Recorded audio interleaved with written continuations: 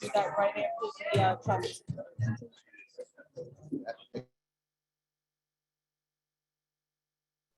Ladies and gentlemen, at this time, we will call our meeting to order with a short prayer and a salute to our flag. Please rise. Almighty God, grant us the wisdom to make those decisions that are in the best interest of all of our residents. May the Heavenly Father of us all bless those who have given the ultimate sacrifice in service to our nation, and may He watch over and protect our servicemen and women now guarding the gates of freedom. Salute to our flag. I pledge allegiance to the flag of the United States of America and to the republic for which it stands, one nation, under God, indivisible, with liberty and justice for all. Thank you all. You may be seated. Jessica, statement of publication, please. Take notice that this regular meeting of the mayor and council being held this 12th day of September 2022 has been advertised and posted in accordance with Open Public Meetings Act, Chapter 231, Public Law 1975. Roll call, please. Councilpersons Conti. Here. June 4. Here. Mar. Here. Novak. Here. Anoha. Roberts. Here. At this time, I'll ask for the approval of prior minutes of the mayor and council. Council President Mar, please.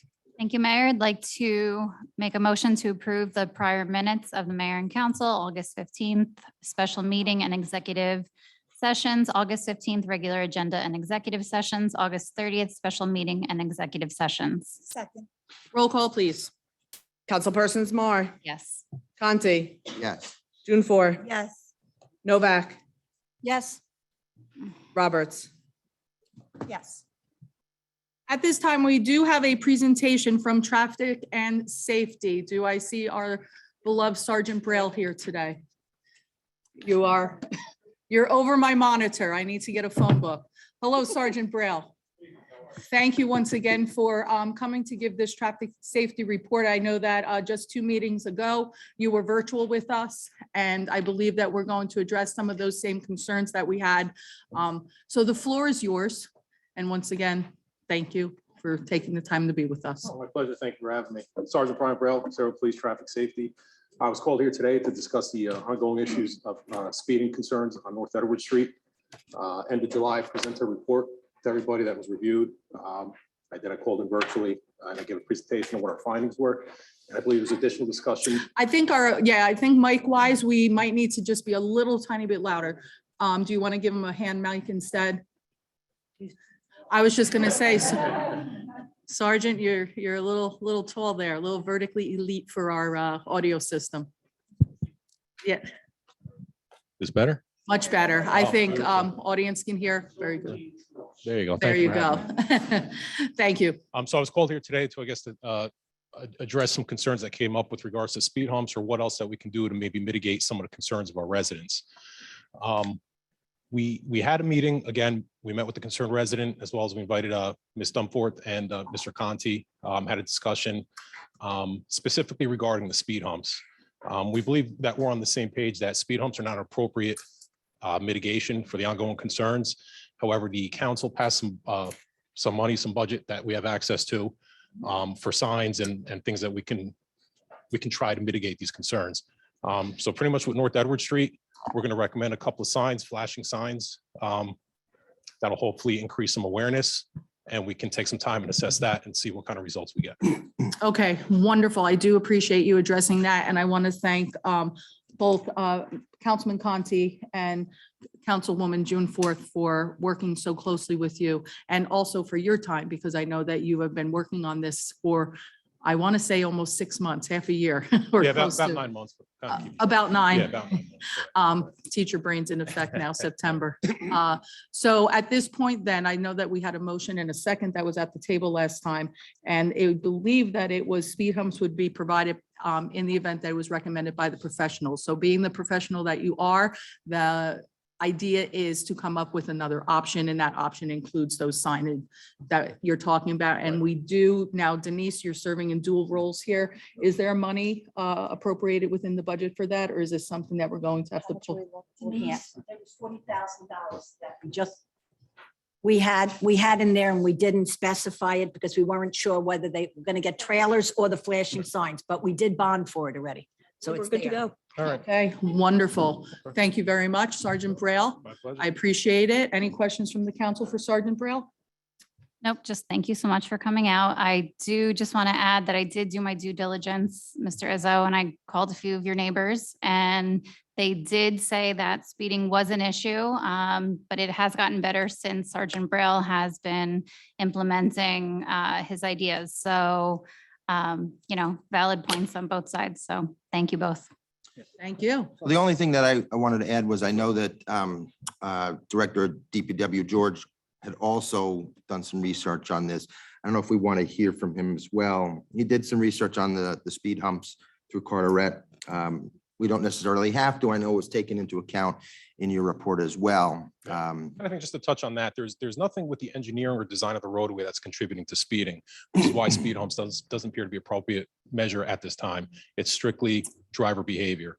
So I think that the start would be an easier solution of some awareness, and we'll go from there. Very good. And I also thank you. I know that you're looking into doing a much bigger community-wide traffic and speeding type of campaign. Yes. So I know that you're hard at work at that with your team, and I look forward to seeing that. I know way too much about speed humps, just so that you know right now, and design, height, and what dictates that. Right. And, those higher speed bumps that we're often seeing is usually reserved for basically parking lots where the speed limits are like 5 to 10 miles per hour. Right. I don't think we were going to be seeing that. So I really appreciate all of the communication back and forth. And you educated me on something new. So every day is a learning experience. Thank you very much. Wonderful. With that, we do have a need for executive session today, unfortunately, for, I'm saying approximately 25 minutes, but I do know that there are a lot of people here for different reasons. So I'm actually going to break slightly from our agenda for just a second, because I don't want to leave those in waiting for the issues that you are here for. So the first thing that I'd like to do is just start off by making an appointment to the redevelopment agency due to the resignation of Mr. Tom Palando. And I am going to appoint Mr. Dan Balca. If Mayor, I can I'd get a like motion or a to- second. Like to motion. And Roll call, please. Excuse me. That point of order, it's council appointment, not a mayor. appointment. I believe that I have the, just like I've done for every appointment, I can turn around. Mayor, I'd Excuse like me. to make the motion if possible. Thank you. There is a motion and there is a second. At this time, I'll ask the attorney with the motion and a second on the table. You can vote no if you so choose, and then another motion can be made. That's accurate, but the question is, who is the nominee? Mr. Daniel Balca. I'd like to make the motion if possible for Dan Belka, Cicero. Thank you. And I'd like to second it. Roll call, please. Councilperson Zanoha, Yes, please. Conti, With the other applications I've seen, that's a no from me. June 4, Big yes. Mar, since we passed over Frank Bella last time, I would say no. Novak, Well, the same for me. Frank Bella's got a lot of, he's been on the planning board. He's been on Sarah. He's been the chairman of the planning board. He's got a lot of planning experience, and he was a past council member. So, and he was passed at the last meeting because I didn't see his application until later. So it's no. Roberts, And for the same reasons, and having spoken to both Frank Bella and Dan Belka, I will vote no to Dan for this Sarah appointment. So with that, I'll just like to make one comment. It's a very interesting situation that we have here in front of us as a town and residents.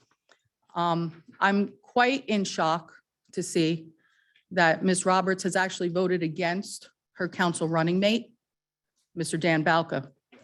Mr. Dan Balca is currently running under the Republican ticket with Ms. Roberts. I really find that suspect. Ladies and gentlemen, I know that you're, Mayor, point of order, you're doing it again. Please do not.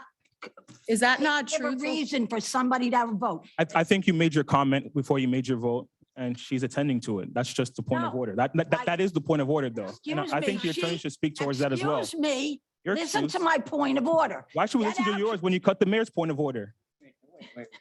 A legal Be civil. point of order. There is, Yeah. there has been a motion made. It was denied. You now have. Is it a- time to move on to the next motion? Thank you. a Discussion. Someone can make another appointment if that's be it. The mayor had the floor. And now. Thank you. I still had the floor Meg, before I was. Excuse me, Mike, I made a point of order because she's violating our rules of order. She's making comments as to a reason why Miss Roberts cast her vote in a certain way, and that's And against. she's our concluding the rules. motion, all right? And I think Excuse our me, attorney should speak I'd like towards to make that. a so we motion can to continue with appoint our Frank meeting, all Bella right? to the steering Speaking to the committee. attorney, bottom Ladies line, and all right? gentlemen, I'm going to call for point of order because the last time that I checked, the mayor does preside over the meeting. We have heard your point of order, but all I simply stated for the residents that may not know, because not everybody is in the political know.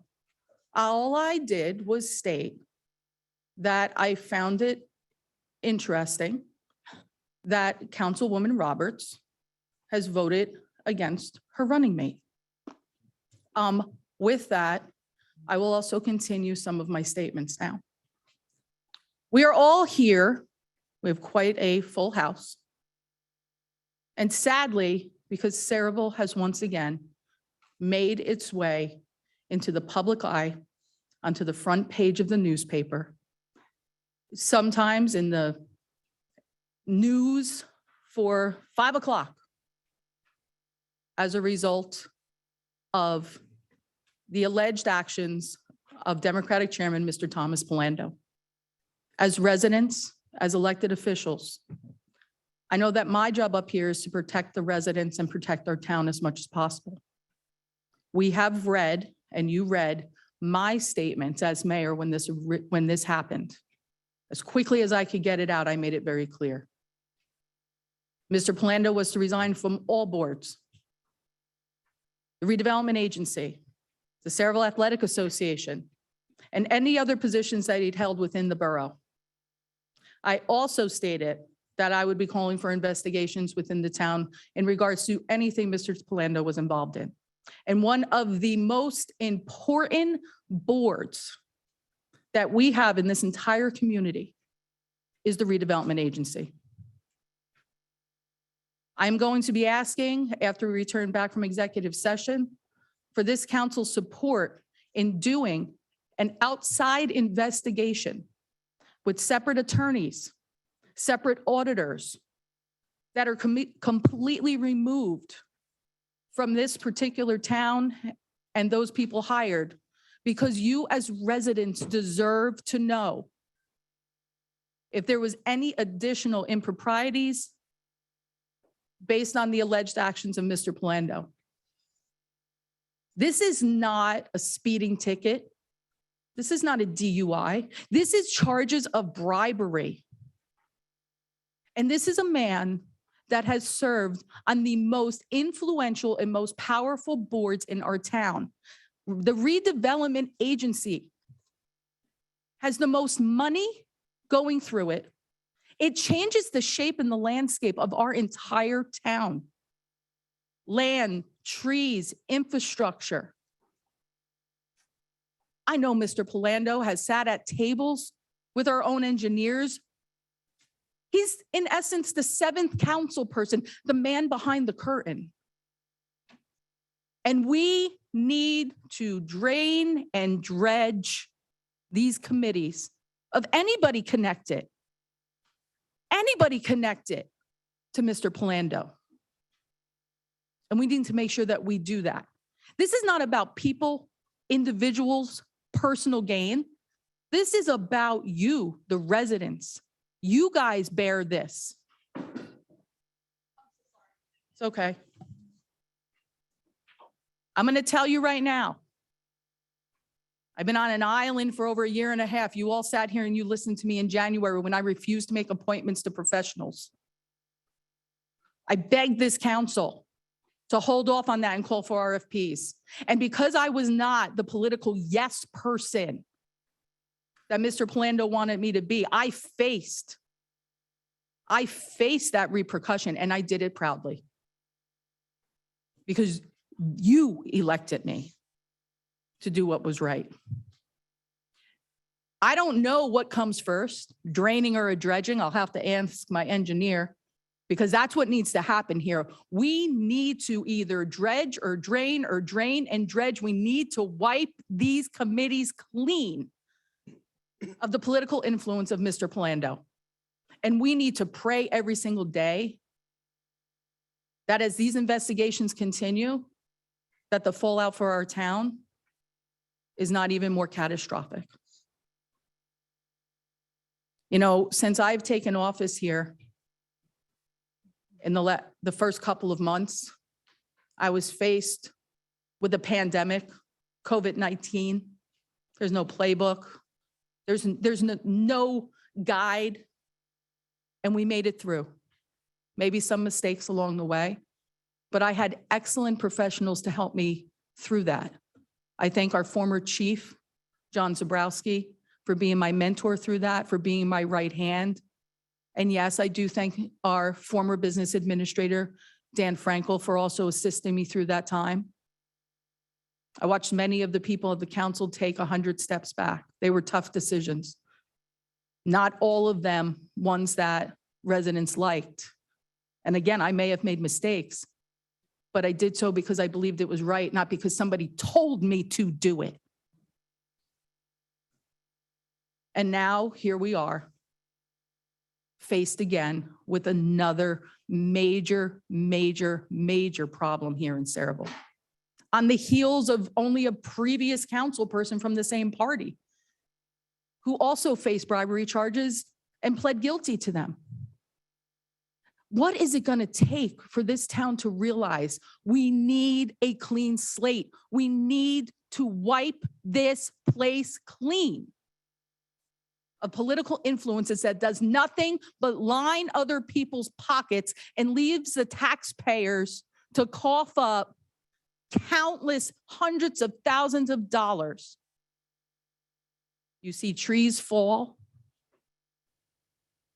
to what? More and more development. It's taken me a long time to really get the lay of the land here. Been on the council for quite a few years. But once I saw what was going on, I made a stand. And I think it's time for the rest of this council to make a stand. No more man behind the curtain. And what you're seeing up here now, I fear are individuals that are trying to keep the Palando disciples in power. We'll return after executive session shortly. And when I make that motion for these full-scale investigations, private, outside, not involved with anybody here, and it's going to cost us money, and we are going to have to vet those individuals out and make sure that we get the best auditors. And I am focusing on the redevelopment agency first because we know that those contracts and those deals all come with time-stamped agreements. We don't want any more going through. We don't know what else was happening. We don't know what else was in the works. But we need to pause. We need to get our bearings. And we need to come together and say, no more. No more puppeting. No more lining pockets. This is your elected body. No one else. These are the people that are supposed to be making the decisions. No one else. And until we do that, this town will never, ever be able to fully thrive. So I suspect that we will hear a lot from my council cohorts, but ask yourself this: why? This is common sense, people. And when you're defending, you're losing. I'm not defending. I'm calling for action. So ladies and gentlemen, I suspect that we will hear another motion for somebody else to sit on the redevelopment agency. Ask yourself why. Ask yourself who. Find out their connections. The fate of our town right now and that redevelopment agency is in the hands of the council. Let's see what they do. I will be respectful because I suspect that the council would like to make their appointment. Hold on. We might now know who's going to be appointed.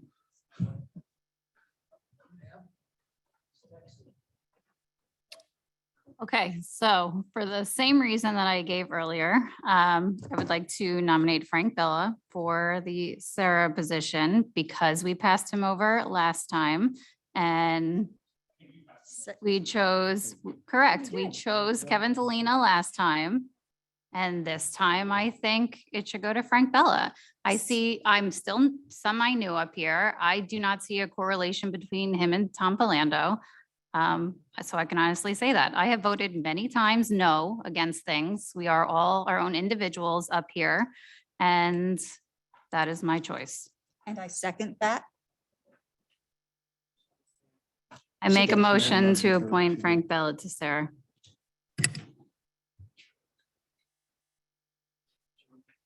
I second. Councilpersons Mar, Yes. Conti, Yes. June 4. No, I don't even see him here today. No. He's here. He's here.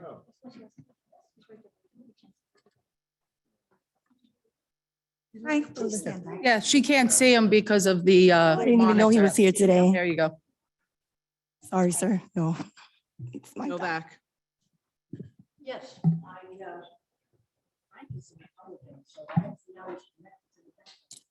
There's many Republicans in the Democratic Party. All you have to do is Very take a true. roll call when you're at the committee. No, huh? It's a no. I think, it's important that we echo the sentiments of having, new ideas and not just those who are looking forward to, reinvigorating the challenges that affected that committee in the past. So, I'm looking forward to, the essence of, Sarah, and hopefully as a town together, we can really get there. Maybe not tonight, but, hopefully the journey will still continue. Congratulations to those who are there and, those who will be newly elected in advance. Again, it's a no. Roberts. I just want to say I spoke to both Frank and Dan, and I spoke to both Frank and Dan because they did put in their applications. And Dan, I am proud to be running with this year, and we have a lot of work to do there. And Frank is going to be an easy fit in Sarah to take on the role that's going to need to be filled. And I will be beginning in Sarah for the next meeting, and I look forward to working with you and to learn from your experience. So, ladies and gentlemen, as I suspected, unfortunately, you have a continuation of what I believe is the political swamp that exists within the redevelopment agency. I know for a fact that Mr. Balka has no strings attached to him, served on the Board of Education, and he knows this town. He knows this town because he has served in the finance office, and he understands the way that works. The fact that I received phone calls within the last 48 hours from one of the attorneys from the redevelopment agency, all concerned about who was going to be appointed to that position. I wonder why. I wonder why. They don't want to be questioned. They don't want to turn around and have to put the brakes on plans, on agreements. Right now, it was very hard for me to even make an appointment to the redevelopment agency because I don't think anybody should be willing to jump into such a dirty cesspool of investigation that needs to take place. But it was amazing how many, I've never seen so many applications come in for a position after the person they're replacing is literally allegedly being charged with bribery. You all read the Post. You all read the Globe. You already know what that process is. But no, we had a lot of people jumping in that pool. So I had to make a decision and look at who I felt was the person that was going to look at things objectively and stop the train. And that's when I said I have to vote with my heart. And that's where Dan Balka's name came in, because I was told that the Dems had already made a deal. And I think you saw it. Ladies and gentlemen, at this time, if there's no other comments from the council, we will retreat into executive session. I'll call upon the borough attorney in order to read the executive session Rezo, Yes, Mayor, this is a resolution for a closed session, whereas Section 8 of the Open Public Meetings Act permits the exclusion of the public from a meeting in certain circumstances, whereas this public body is of the opinion that such circumstances presently exist. Now therefore be resolved by the mayor and council of the borough of Sayreville. The public portion of this meeting is hereby adjourned in order that the governing body may meet in closed private session for approximately 15 to 20 minutes to discuss the following matters: personnel. Following the conclusion of said closed session, the governing body shall reconvene the open public portion of this meeting, considering other matters which may be brought before at this time. The nature and content of the discussion which occurs in closed session shall be made public at such time as the need for non-disclosure no longer exists. This resolution shall take effect immediately. is there a motion to go into executive session? I'd like to make a motion to go into closed session. Second, Roll call, please. Councilpersons Mar, Yes. Conti, Yes. June 4, yes. Novak, Yes. Noha, Yes. Roberts. Okay, ladies and gentlemen, stay tuned. We'll be back.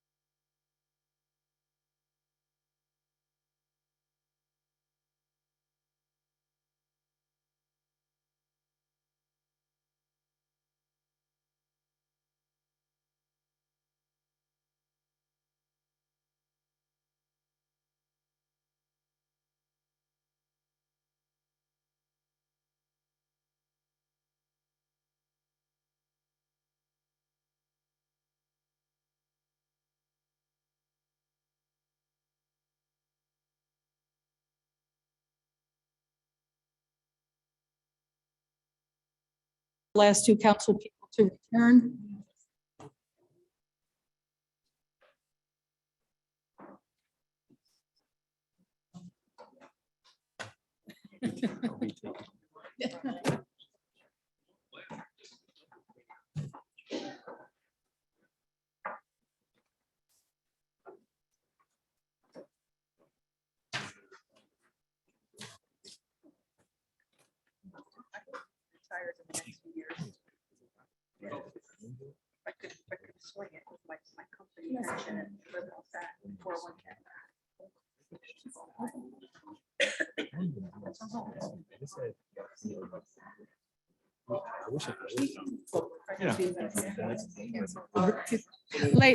Ladies and gentlemen, at this time, I need a motion so that we can reconvene into our regular session.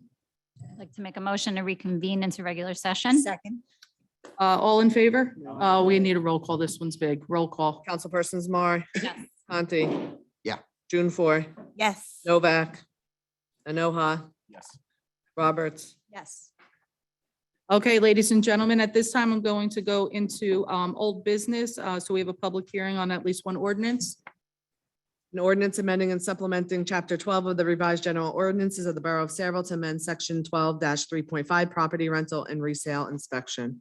All right, at this time, I'll open to the public for any and all comments regarding this ordinance. If you wish to speak, you can either step forward to the microphone, and if you are online, you can raise your hand, I believe, by pressing *9. Let me see. Please come up.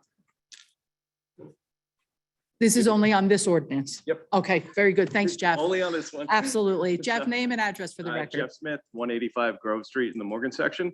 So I worry about this ordinance because I feel like it might be overshooting what it is meant for.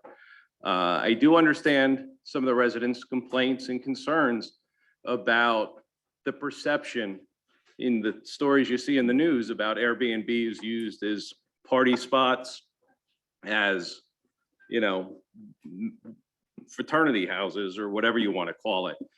That's not what a typical Airbnb is. I own a multifamily house in this town. I don't do Airbnb, but I would hate to have that option taken away from me because we're overshooting what our concerns are here. Rather than just going and banning Airbnbs, any kind of 1, 2, 3 night rental, maybe we address the actual issue at hand and look at ways to handle advertising your house just because it has a pool and hey, great for a keg party. Advertising that, oh yeah, we'll rent to 18-year-olds. Something like that. I know Airbnb as a corporation right now is making tons of changes to combat this issue because they're fed up with it. That's not what Airbnb wants to be known as. And I feel like if we pass an ordinance like this, we're taking away an opportunity from residents to make a couple dollars, to host families that might be in town for a wedding, for a funeral, for a family reunion.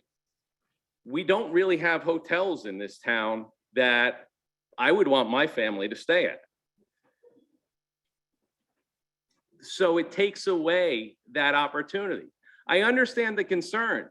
I just feel there might be a better way to address it. That's all. Thanks, Jeff. Anybody else from the public wish to speak on this ordinance? I do not see any online. Do you, Nicole? All right. Seeing no other comments, then I'll entertain a motion. I will just say, well, actually, can I have a motion to close the public portion? Motion to close public portion? And I mean, motion and move to roll call? I do just want to ask our attorney for a couple of comments here. So Mike, I believe that you brought this ordinance to us. I brought, this ordinance was recommended by Kirk Mick. I had sent to Dan a copy of the Jersey City ordinance as well as the Asbury Park ordinance. So you can always adopt this and then I'll bring the ordinances up to Denise tomorrow just to recirculate. So if you want something to amend this ordinance after reading both Jersey City and Asbury Park. Both of them have been time tested. You can always do that. I actually believe that Kirk is here. As a matter of fact, I will ask you to come up for a bit, Kirk, because I'd like to hear your reasoning. I do know in talking to residents that live next to Airbnbs in town, it's really not an issue of these wild 18-year-old parties like you're seeing down the shore. This is a little different, and I believe that it also kind of conflicts with our running a business out of your home, and there's a whole bunch of things. I'll let you speak. Well, the ordinance, first of all, the same thing is what Mike said, is that I looked at other towns. I just didn't write this willy-nilly. I looked at Tom's River, Bricktown. There's a lot of summer rentals and rentals like that. I also looked at Howell and Jackson. I try to look at towns that are similar size of us and try to do the same thing here. What happened here is, first of all, it doesn't stop you from renting from family. Like the fellow said, family comes in for family. You can rent to your family. I mean, I hope you don't rent to your family, let them stay at your house. I mean, I have people at my house all the time that are family. It's not against that, but it's an incredible amount of, and I kind of disagree, is that people using a house for a weekend or a rental, they don't treat the house like it's their house or a family member's house. We've been getting a lot of complaints from the code enforcement director about parking from residents, parties at night, things like that. That's the first part, and it's really parking and overcrowding, because when you do invite people over, a house that might have 2 bedrooms, it gets advertised, and I'm thinking of one specifically in town, it's advertised to hold 10 people, right? So it's 2 bedrooms and a pull-out couch. So it was looked at, and that's that part C. I want to address part D, is that people are renting out their pools. There's a website called Swimly. If you go on, there's 3 or 4 houses in Sayreville on Fay Lake, on Martha Drive, that are renting their pools for parties. And we're getting creamed with complaints from residents about parking, parties till 10 o'clock at night and things like that. And then part E, the only way we really catch this is that we check the internet, we check spanning. So it's gonna, like, even to advertise on the internet is gonna get it, is gonna allow us to issue violations. Again, if people were respectful and they didn't overcrowd and didn't play loud music at night, respectful, we wouldn't get complaints, right? So this is totally complaint-based from borough residents. It has nothing against people renting their house out, but we have an issue in town, and people maybe don't think it is, but it is an issue in town. But we've been getting many complaints about it, and that's why we put in. But I did look at other towns, and I'll look at Jersey, like Mike said, is that we could definitely change and adopt it. We wanted to stop it before next summer starts and things like that. It's really spring and summer where this is really a problem. So I actually adopted because I just want to have something in case something happens in the fall, something does happen, we have some teeth to go after the property owner. Thank you very much. May I ask a question? Sure. What would the difference be that if we do not adopt this today, have it rewritten and have it reintroduced within the next council meeting? It's something we can talk about. We're going to have the other ordinances. I'm not sure there's any section.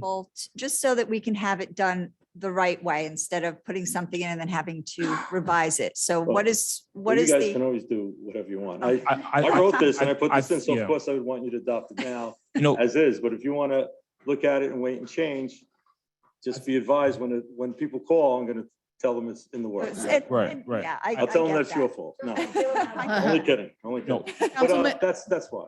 Councilman Inoha. Follow-up comment, right? If we're gonna, based on the public hearing so far, right? And we compare with section C of this draft, we're looking at, and from my understanding, the essence is, you have families in our town and they want to have the understanding of, they're raising families and they want to know that they're in a safe environment.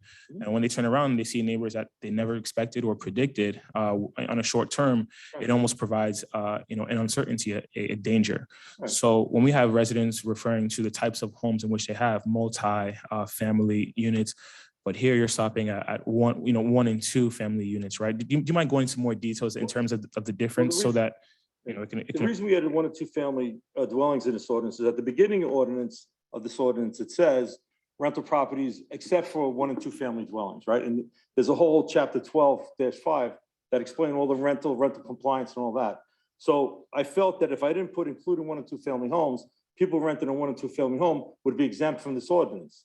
So we put. Right, it in and I again. came to you with that concern about someone who feels that people are renting rooms out of their one-family home. Stuff, all the stuff, yeah. Right. And that's why the 1 and 2 families included. If you look at the chapter 12, Right. it says in one part excluding, so I wanted to make sure that it was in there. Right. So to our council, and I just want to clarify, when we talk about rewriting any areas of this draft, do we mind being more specific? Because as it is, it seems to be as specific as it ought to be. You know, what my recommendation is that you pass this ordinance this evening. Okay.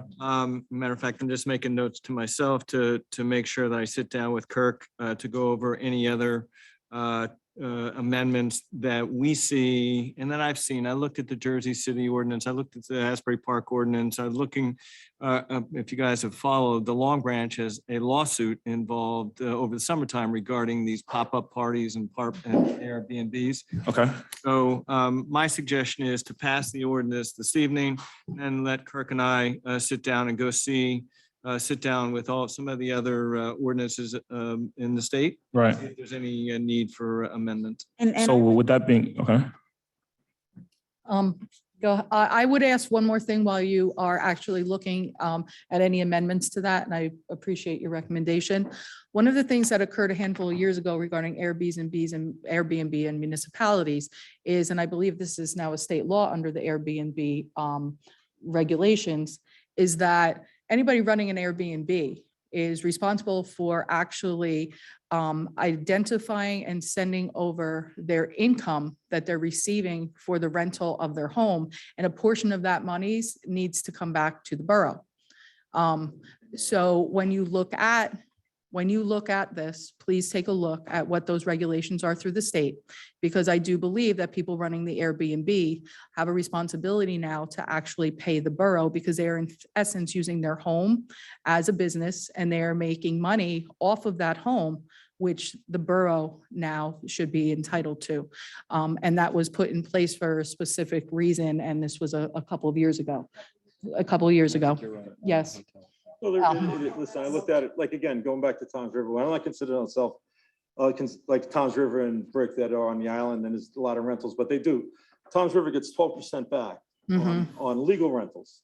Anybody that goes rents, they have to register and they get 12% of the rental per week, which is a windfall for the town. Yes. We're not even looking to do that because I don't think we have the largeness of the problem, but we do have a problem, and Yes. residents need to be taken care of. My inbox gets filled with this a lot. I did not realize how many Airbnbs we had until I started to get phone calls from residents stating that they cannot park on their street, that every other day that there are new cars, taxis. One family sent me their Ring video where for 4 nights, apparently the Airbnb must have made a mistake with their address. So at all hours of the night, people were ringing their doorbell with their suitcases and stuff, or having DoorDash deliveries because they were in essence living next to a hotel. What really surprised me, I knew there was the Airbnbs, but the pool rentals really surprised me. Yeah, that was new. I did not How many know. people renting out their pools? So I appreciate, I don't think you realize unless you live next door what some of the issues are. You'll see Sayreville, South End. Yeah, and you don't know who's renting out those spaces. So I had another family that have a handful of kids,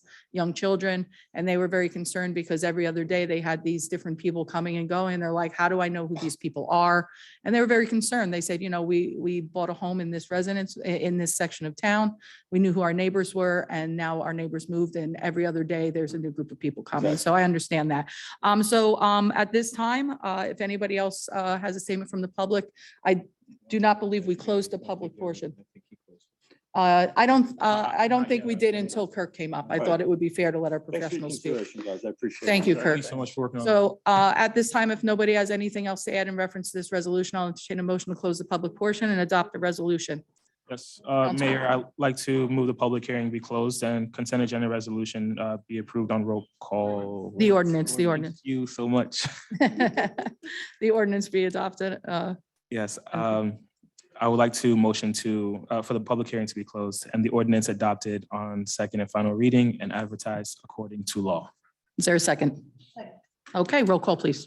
Councilperson Zanoha, Yes, please. Conti, Yes. June 4, Yes. Mar, Yes. Novak, Roberts, in its current state, I have to say no. And I'm looking forward to the revision. Okay, ladies and gentlemen, I have one less contentious appointment to make. It is my appointment and it comes with sadness, but also excitement. Obviously, we know that Chief Zabrowski has officially retired. And I just want to thank him once again publicly for his decades of service in the police department, not just as chief, but all the way around the board for us. He continues to serve, and I know that it's going to be hard for him to separate himself from the work that he has done, but I hope that he's already starting to enjoy his retirement a little bit. With that, I found out over the weekend that I was actually the OEM coordinator for the weekend. So I thank the Lord for not sending us any additional catastrophic situations. So at this time, to take one big weight off of my shoulders and place it on somebody else, I would like to make the appointment of our new Office of Emergency Management Director, Manager, and all of those things that it comes with to Mr. Bardsley, who is standing in the back, who does a million things for us already. You get a standing ovation from me. So, and that is my appointment. So you guys can relax. I know I'd that like you to would. make a motion to approve You don't Mr. have to. Bardsley. Oh, okay, well, go I'd like to ahead. make a motion to approve Mr. Bardsley as Second. OEM Second. coordinator. Go ahead, you can do a roll call. Councilpersons Mar, Yes. Conti. Yes. June 4, Yes. Novak, Yes. Anoha, Yes. Roberts. Yes. So that was an easy one for us, harder one for you. Thank you, because I know you already are working diligently, and thank you for everything that you do, because you're kind of the man behind the scenes sometimes. So let's keep the town safe and hope we don't need to call upon you in this role, okay, officially. Thank you very much. So that was simple. Yes. This is just for the remainder of Zabrowski's term. Will have to be reappointed in March. Yes, I do believe so, that we do have to just fill that, and then all things going, could be you again.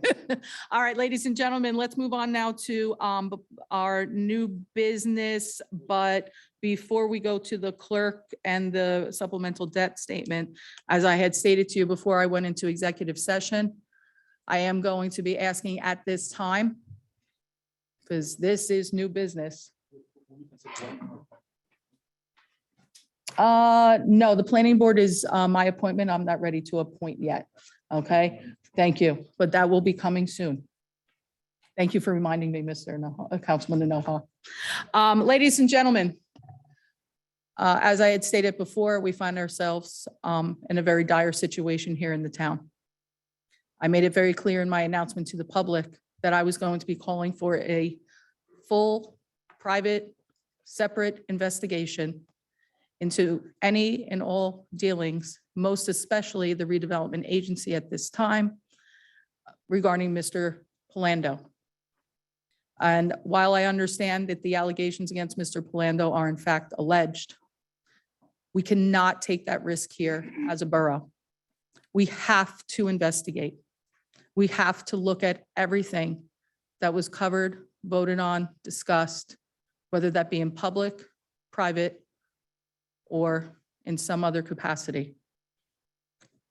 I don't do this with any pleasure. I do this with sadness in my heart. And what I'm asking is that this council support the motion of hiring an outside investigator. And when I talk about investigator, I'm looking at things from a multiple prong. I'm looking at hiring an outside counsel, outside attorney to help guide us through that process. I'm also looking for an outside auditor to come in, review all financials, especially in relation to the redevelopment agency. And if so need be, which I suspect will happen, the Saraville Athletic Association and our recreation departments. In addition to that, while I understand that one of the things I don't want to do is hamper any investigations that are being handled by the prosecutor's office or the state, I want to make sure that our investigation is done in coordination with at least the closing of their investigation.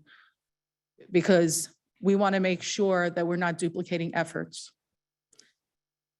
I know in just a short amount of time that I've been up here, that many people sadly did not find this as a surprise.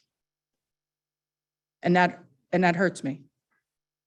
Not that long ago, I stood up here, as I told you, and I think it's very apparent to many people within the last year and a half or so that my involvement and my connection with Mr. Palando and with the Democratic Party was not what people had expected. Because I realized that this town for too long has been impacted by party politics. And I worked hard at trying to right that. And we need to move on that path. I am hoping right now, and this is something that we are going to have to vote on, I am going to need a motion in order to support this investigation. Under statutory law, there is actually a committee that can be formed of the council. I believe it's regarding 4 people, and I will ask Mr. Dupont to turn around and make certain that we follow that statutory law so that we can move forward with this investigation. This is going to take time because we are going to have to actually find attorneys and auditors. We're going to have to bring them before the council, and we're going to actually have to hire them. This is going to cost us money. But again, this is money that we have to spend. I truly hope that those individuals on the redevelopment agency, the commissioners on the redevelopment agencies, those that have just been appointed and those that have been there for a long time, will take caution with moving forward with any additional projects. I want them to know that our eyes are on them. And when I say our eyes, I don't mean just my eyes and the council's eyes, but the residents of this town. We should all be watching and paying attention. Anything the redevelopment agency puts through also has to go through our planning board. I have worked hard over the past year in order to wipe the planning board clean of individuals that I felt were not doing the due justice of this town.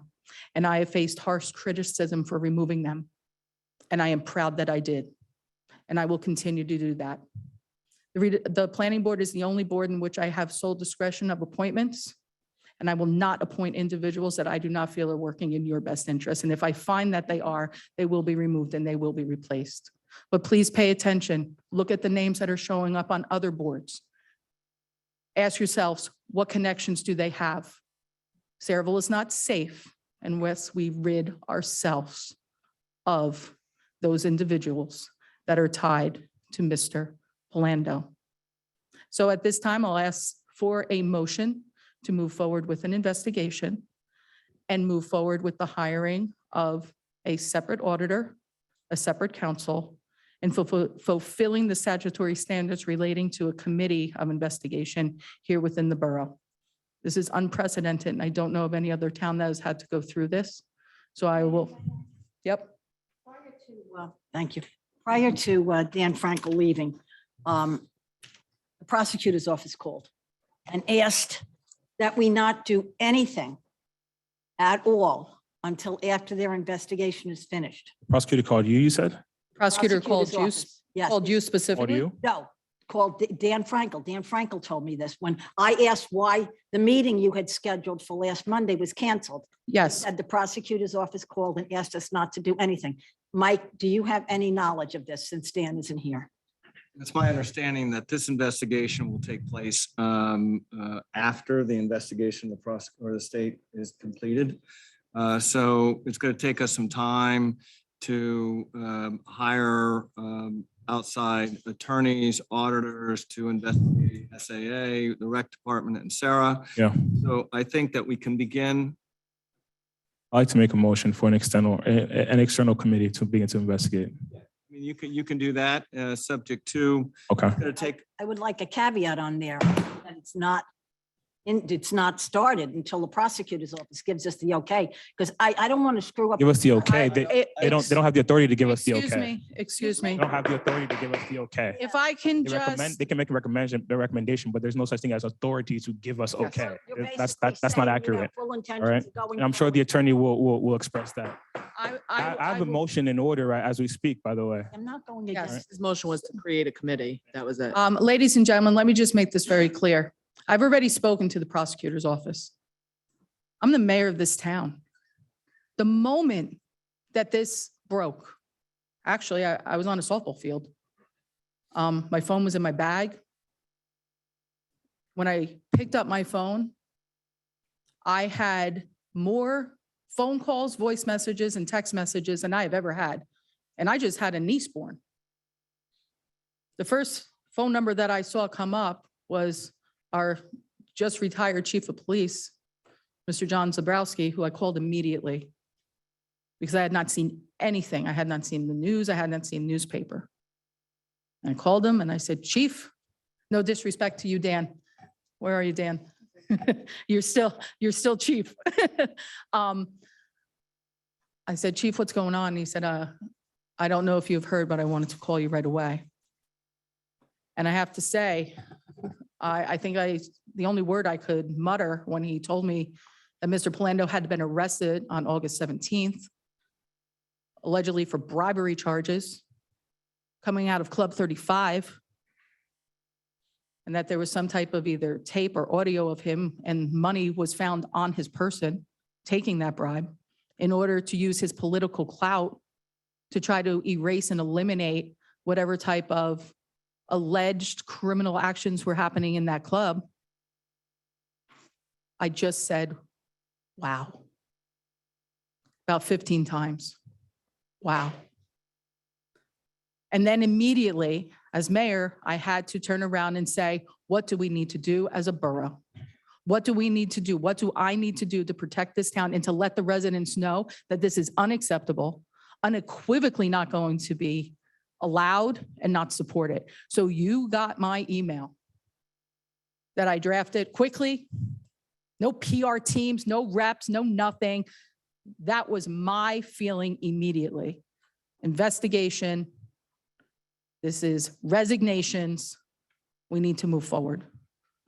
If you think for 1 minute I didn't contact the prosecutor's office to turn around and find out what we needed to do as a borough in order to make sure that the right thing was happening, I would be derelict in my duties. And yes, I initially was calling for an emergency special meeting because that's how emergent this was. But yes, the recommendation at this time, because the investigation was so new, things had just happened, I did step back at the request of the prosecutor to give time to breathe just over the Labor Day weekend.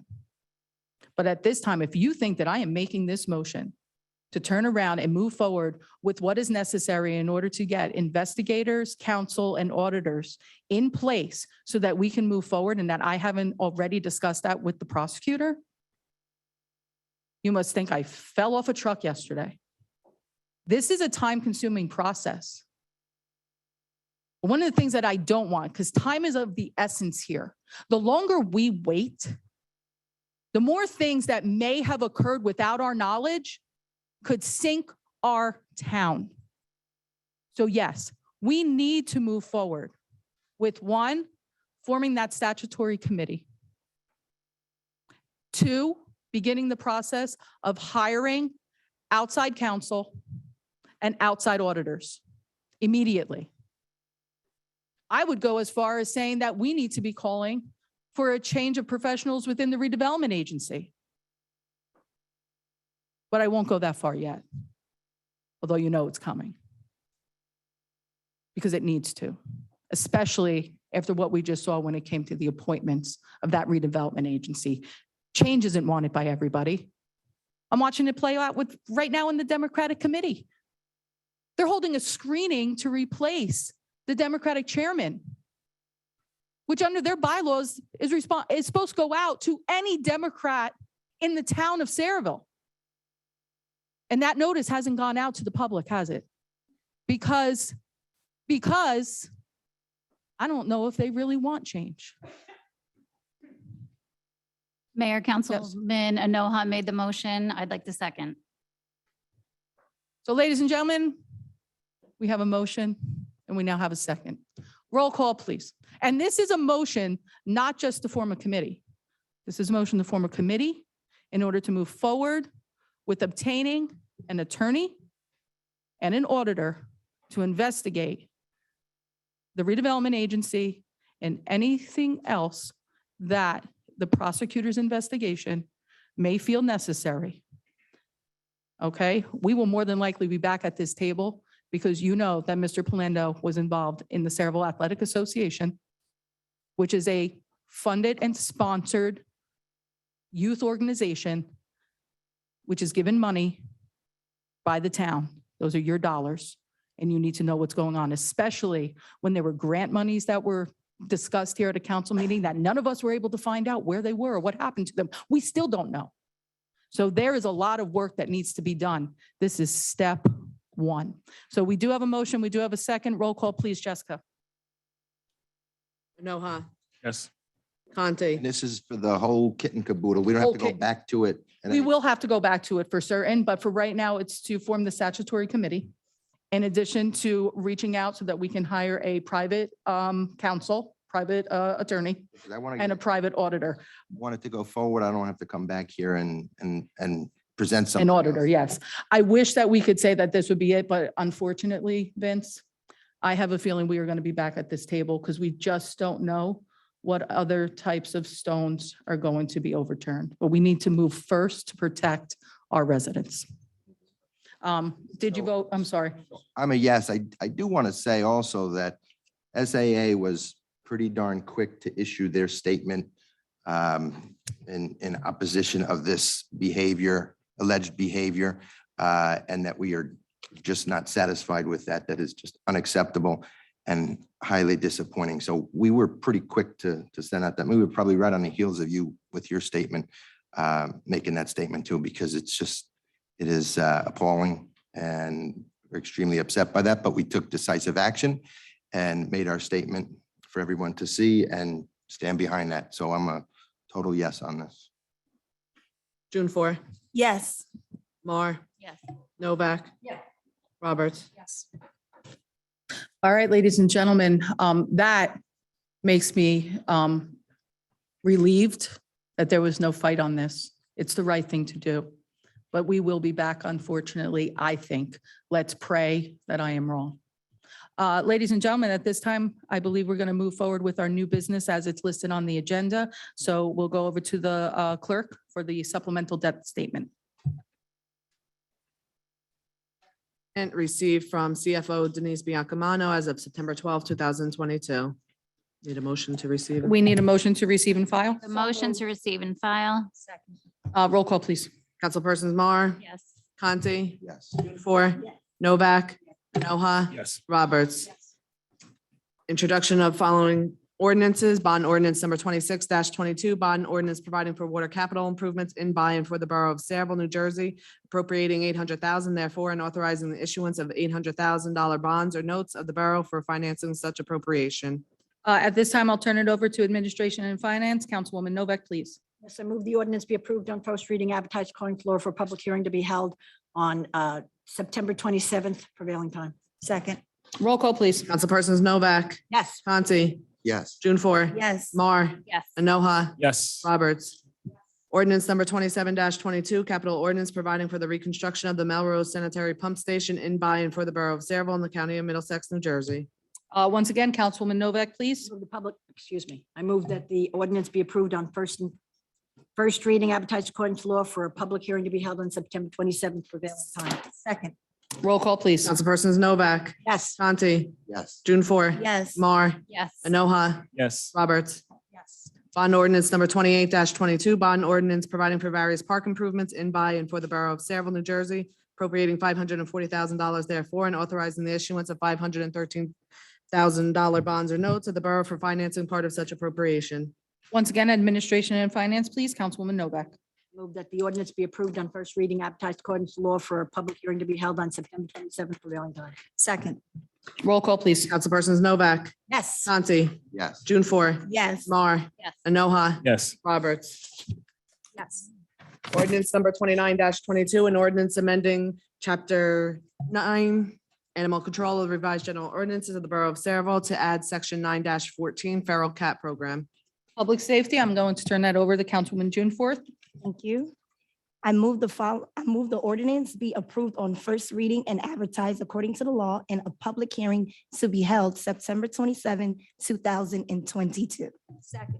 Roll call, please. Councilpersons June 4, Yes. Conti, Yes. Mar, Yes. Novak, Yes. Enoja, Yes. Roberts. Yes. Ordinance number 30-22, an ordinance adopting a redevelopment plan in connection with the National Newsman Theater site located on routes 9 and 35 in the borough of Saraville, state of New Jersey, and designated as Block 265, Lot 1, Block 273, Lot 1, and Block 274.01, Lot 1 on the municipal tax map in accordance with NJSA 4812A-7 and supplementing and amending the general ordinances and zoning map of the borough of Saraville. And that is planning and zoning. Councilman Enoja. Mayor, I'd like to move the ordinance 30-22 be approved on first reading. Advertised according to law and public hearing to be held on September 27th, 2022. Is there a second? Roll call, please. Persons Enoja, Yes. Conti, Yes. June 4. Before I vote on it, I actually have a question. Do we have an idea what's going to happen there? I don't think your mic is on, Councilman. Overall, I mean, we can get more details from, we can get back to you from the professional, but overall, it's going to be with the zoning map for that area and those lots. Perhaps Jay might have a little bit more information for the councilwoman. There was a copy of the redevelopment plan in your packet and Yeah, I it saw lists it. specifically what the uses are, and they're similar to what's proposed in your other waterfront redevelopment area, with the exception, there's no warehousing and no residential properties, but the uses are, there's probably about 10 or 15 different uses that are permitted in that zone. Okay. So for the public hearing, which will be again on the 27th, we'll have a more detailed explanation. And obviously for the public, you'll be able to review that online. That will be listed online and posted online for their review. It's already on there now. And we'll have more clarity then at our public hearing for that, right, Jay? Perfect, thank you. Now, hold on. Yes, What? I'll hold on for now. okay, so you'll vote no then? Yes or no? Oh, I have to say yes or no. I Yeah. can't just hold on. No. No, well, I guess you could abstain. Yeah, you could abstain. Yeah. Okay. Abstain. Mar, Big yes for me. Thank you for hearing my concerns. Novak, Yes. Roberts. Yes. Okay, ladies and gentlemen, at this time, we're going to move to the consent agenda items and resolutions. So taking a look at the consent agenda resolutions, I'll open to the public for any and all comments regarding consent agenda resolutions only. Please step forward or please press *9. Let's see. Come on up, you want to come up first? Yes, please.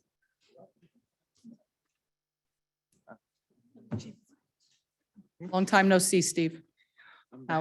You're back. All right, go ahead, Steve. Name and address, please, for the record. Steve Melineski, 28 Scarlet Drive in Parlin. Do we want to hand him the microphone just because I know it's a little bit hard to hear sometimes? We okay? Can you hear? Yeah, everybody's okay? Can we hear in the back? Okay, great. Go ahead, Steve. Okay, two issues. One on 2022-241.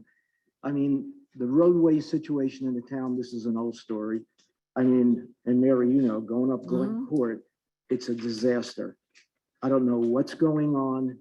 It's not patching holes and potholes, it's throwing in gravel. We've talked about this many, many, many times. And they did do a piece of Glen Court up by Deerfield, but the rest of the whole street, and a lot of the streets in the town are in dire need of repair. So I'd like to know, is there a plan to review some of these bad areas and to get them fixed properly? Mary, you want to cover that one? Well, Vince is actually in charge. Yeah, Vince is. Maybe be better off giving it to Jay because he could explain the roadway plan. With regard to Glen Court, the upper section is currently under construction. So I don't know how recently you've driven through there, but there's actually road crews working there. Right, and I'm not even talking about that. I'm talking about the street itself. I'm not talking about the sidewalk and what they're doing. I'm talking about it's a disaster. Well, the street, as part of that street project, the itself. street's being redone as well.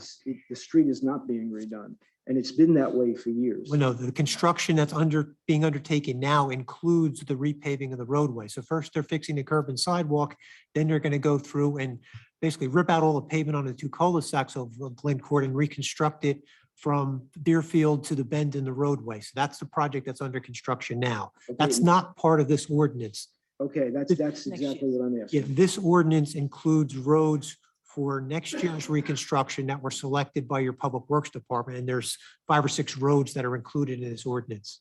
Okay, because I've complained here before, you're blowing out your tires, the holes, they fill them, and then 2 days later, they're back again. Just in your development, Highland Drive from Glen Court to White Oaks Drive is included. So that's going to be done Good. as part of Okay. this. So that's my first question. Thank you. The second one is more for Denise. Where are you? It's 2022-244.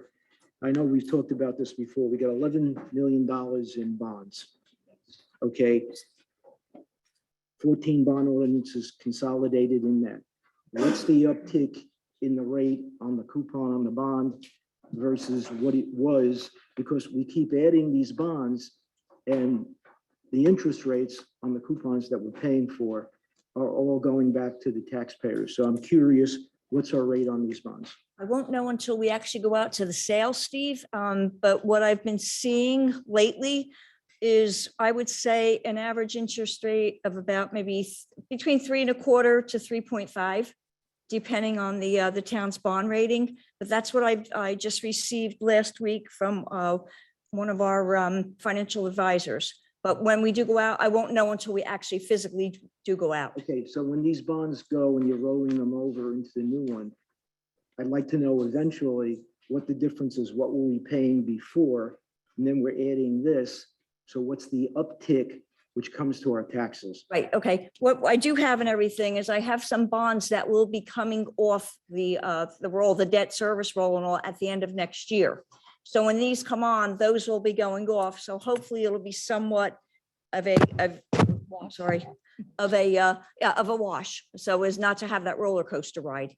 Right, because our taxes keep going up and I want to make sure that we just don't keep adding to the debt ratio Right. with the rates Well, going up by the Fed. Right, realize every time that, that we do, that mayor of the council adopts bond ordinances, they have to obviously be paid for, and that's where your permanent financing comes in. Right. So, All right, so I look forward to hearing what it comes out yes, to. yes, Thank you. you're welcome. Thank you very much, Steve. Anybody else from the public wish to speak at this time? Charlie?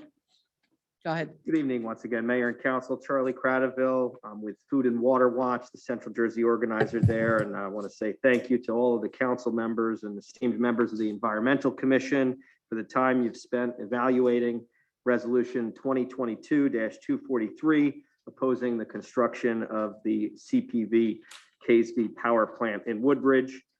And if you adopt this resolution tonight, Sayreville will become the 6th municipal government to formally oppose this destructive and dangerous proposal.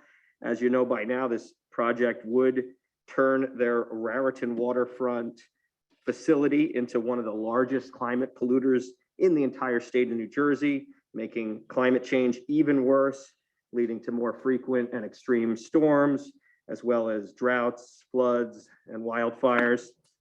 And while the survival of our species is paramount for me, and I'm sure for all of you, sadly, some people still are not convinced of the threat that the climate crisis poses to the planet and our society. But even for those folks who don't see the same threat that we do, they should still be opposed to this project for one simple reason: it will pollute the air in Sayreville. According to the developer's application currently pending before the New Jersey Department of Environmental Protection, this proposed facility would be permitted to emit hundreds of tons of particulate matter, the kind that's smaller than 2.5 microns, and will embed itself deep within the lungs of your residents, damage their health for the rest of their lives. The proposed facility would also be permitted to emit hundreds of tons of nitrogen oxides and volatile organic compounds, which will form ground level ozone, making it harder to breathe for the elderly and those of us with respiratory conditions, ultimately causing premature death. So that's what's at stake here. And that's why I've been coming to your meetings for 7 months now. And Yes. that's why the Environmental Commission looked into this and recommended that you adopt such a resolution. And that's why we're here tonight, to ask you to oppose the construction of the CPV Casby power plant in the public health interests of your residents and the interests of preserving our planet and our climate. So I'll continue to make myself available for any questions you have, but thank you again for your time and consideration, all of you. Thank you very much, Charlie, and thank you to our Environmental Commission. I know many of our members are here today. I knew you'd be coming, Ernie. I got it on. Hi, I'm Ernie Reed, 14 Wilbur Terrace in Saraville. I'm the Vice Chair of the Environmental Commission. There's been some confusion on a confusing statement. I want to try to clarify everything. At the May 3rd meeting of the Saraville Environmental Commission, the commission, with all members who were in attendance voting yes, approved a motion to forward the resolution opposing the construction of a new power plant in Casby to the Saraville Borough Council for the council's consideration and approval of the resolution stating the council's opposition to the construction of the aforementioned plant. Thank you. Thank you very much, Ernie. I appreciate that. Anybody else from the Environmental Commission or from the public that wishes to speak at this time on any and all items on the resolution or on the consent agenda resolutions? Good evening, Alexandria Harris, 47 East Cup Street, Saraville, New Jersey. I'm speaking as a member of the public. I am also on the Environmental Commission, but the gas plant does concern me as a resident.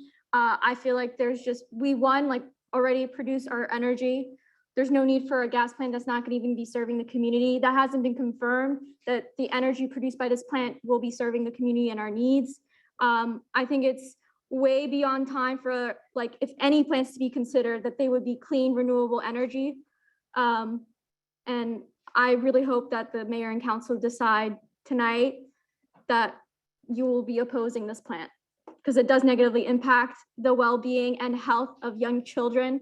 I don't want this to be Newark Part 2 in Middlesex, where 1 in 4 kids have asthma because of the poor air quality. So this plant's not improving the air quality. It's making it worse. So please vote with your conscience. And thank you. Thank you so much. Anybody else from the public? Okay, Steve?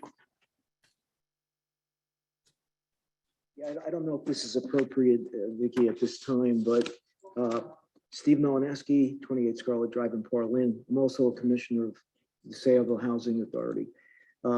Just as a point of information, people coming to look for affordable housing, I'm talking younger people, shouldn't be sent to the Saraville Housing Authority. That's definitely for later, but if that's your only point, because I don't believe that's on consent agenda resolution. Right, that's why I'm saying it's not Yeah, so appropriate. but that's okay. We got that out. If you wanted to elaborate on that, I'll have to come back up. Okay, thank But if you you. want to just make sure that people know that when it comes to the affordable housing, oh, is that possible? My mic was off. Never happens. I hear you on that, and I do appreciate that because I know that there's limited things that you're able to offer them. So really, it's you don't want. Just a point of information. It's just a point. Thank you very much. I appreciate that, Steve. If you want to elaborate, you can come back up in a few. All right. Anybody else from the public on consent agenda resolutions? Yes. Hello, I was here last month and I'm back in order to express my approval for the resolution to be passed. Just name and address for Jessica. Thank you. My name is Arthur DeSarno and I live at 451 Main Street in Saraville. And I hope that this resolution is passed. And I've mentioned before that there are four plants, and we don't need another one that will not benefit the residents of Saraville. So I hope that the resolution is approved. Thank you. Thank you. Me too. I'm keeping my fingers crossed. We're almost there. Anybody else from the public? It looks like we are ready to close the public portion and accept consent agenda resolutions. If somebody would like to make that motion. I'd like to make a motion to close the public portion and approve the consent agenda items. Make a motion to table 2022-243 until such a time that a public hearing can be held where both sides of the issue can be addressed. What number was that? Yeah. This is the, Yeah, and the commission that, she's under, the vice chair said that they sent a letter as early as May. And in September, you want to now have the hearing I mean, for both sides to air it out when your commission brought a letter recommending that we do this in if May. there's no second, then we can move forward. Oh, well, my apologies to the commission. Misunderstood her. There's going to be a public hearing held. Okay. In Woodbridge, because that's where the public hearing will be held. That's where the presentation will be made. Wait a minute. Oh my God. Oh my gosh. I have to ask this. So let me get this straight. We have a resolution that has finally made its way onto our agenda after months and months, after clarification multiple times, that in fact, our environmental commission, along with six other, well, we would be the sixth municipality, including Perth Amboy, which is right over the bridge, opposes this. And if I understand this, I understand, but you know what? I have an opportunity to speak here. I believe that I earned that right when I was named the mayor of this town. Okay, no, I didn't. Thank you very much, Mayor. I cannot believe what it is we are seeing. We are now at a point where Councilwoman Roberts and Councilwoman Novak actually want to take our right to vote on this resolution, wants to take the unanimous recommendation of our environmental commission and say, we shouldn't vote on this until it goes to Woodbridge. I mean, really, ladies and gentlemen, let's all stand up. Let's reconvene our meeting in Woodbridge. I mean, this is getting ridiculous. Ridiculous. Let's have a roll call vote and see if this tabling holds. Roll call, please. Roberts, Yes. Conti, Well, I'm a person who always listens to our residents when they speak loud enough and make a compelling case. It'll change my mind from time to time, and I feel strongly about this one at this point. I think I've heard enough about it, and I really don't need the public hearing. So I'm a no on tabling it. That gets one applause. That's one so far. Let's see what else happens. June 4. I'm gonna vote no because we already have 4 gas plants. Why do we need another one? We're voting to table. Is that what we're voting on? Yes. So my answer is no, I do not want to table, but to Ms. Roberts' defense, the last meeting, we did discuss a presentation being made here, and that was the last that I heard of it. So I can understand why she was waiting on a presentation, but I do not wish to table. She didn't mention presentation in Woodbridge, No, though. we did mention the presentation. He's been wanting to present for the longest. I We think did. we presenting for presented 9 for months 9 straight. months. But ladies and January. gentlemen, she voted no to the tabling, so maybe not as loud as what we would like, but we got that one through. Let's keep going. And we've only listened to one side of the story. We heard your side as well. You presented, you. Vote, please. Novak, And I think it's my turn, maybe. yes. Councilman Anoha. Yeah, and for us, we want to really especially thank the Environmental Commission. That was appointed by our leadership here to get to the bottom of it many months ago. And I want to express, we just want to express that regard. I don't think it shouldn't have taken up to September to really get a formalized consent agenda. So hopefully we'll work to improve on that moving forward. But I'll be voting no on this in support of what our Environmental Commission has supported. Another one. Last but not least. Oh, yeah, I know. It's a motion to close. So ladies, Resolution. so now we need a motion to adopt the resolution, Nobody. to close and adopt the consent agenda resolutions as listed. There was no second. I'm second. Okay, so let me just make sure that our Robert's rules are handled here appropriately as our clerk, because this is big time stuff here. We've been waiting for months here on this one. So can I have a motion, please, to accept the consent agenda well, first close the public portion once again and accept the consent agenda resolutions. Make a motion to close the public portion and adopt the consent agenda resolutions. Second. Roll call, please. Councilpersons Mar, Yes. Conti, Yes. Four, Yes. Novak, Yes, with the exception of 243. And I'd like to, the governor's energy master plan calls for New Jersey to be 100% clean energy by 2050. The use of the limited natural gas power energy plants are part of that strategy. The governor's emergency master plan has been supported by the Environmental Defense Fund, the Nature Conservatory New Jersey chapter, the Watershed Institute, National Wildlife Federation, New Jersey Conservation Foundation, New Jersey's Audubon Society, Natural Resource Defense Council, Pinelands Preservation Alliance, and the New Jersey Sustainable Business Council, to name a few. I'm very concerned that right now we do not have it. Renewables just aren't there, ladies and gentlemen. And just recently, the governor called for anybody with a gas-powered boiler. If it needs repairs, it must be replaced with an electric one. That means all governmental buildings and churches and schools are going to have to replace with electric. We cannot sustain this. He would like all furnaces in people's homes to go electric. He would like the majority of the people's cars to be electric. We could very easily be like California, where we have electric cars, but we can't plug them in because we don't have the power.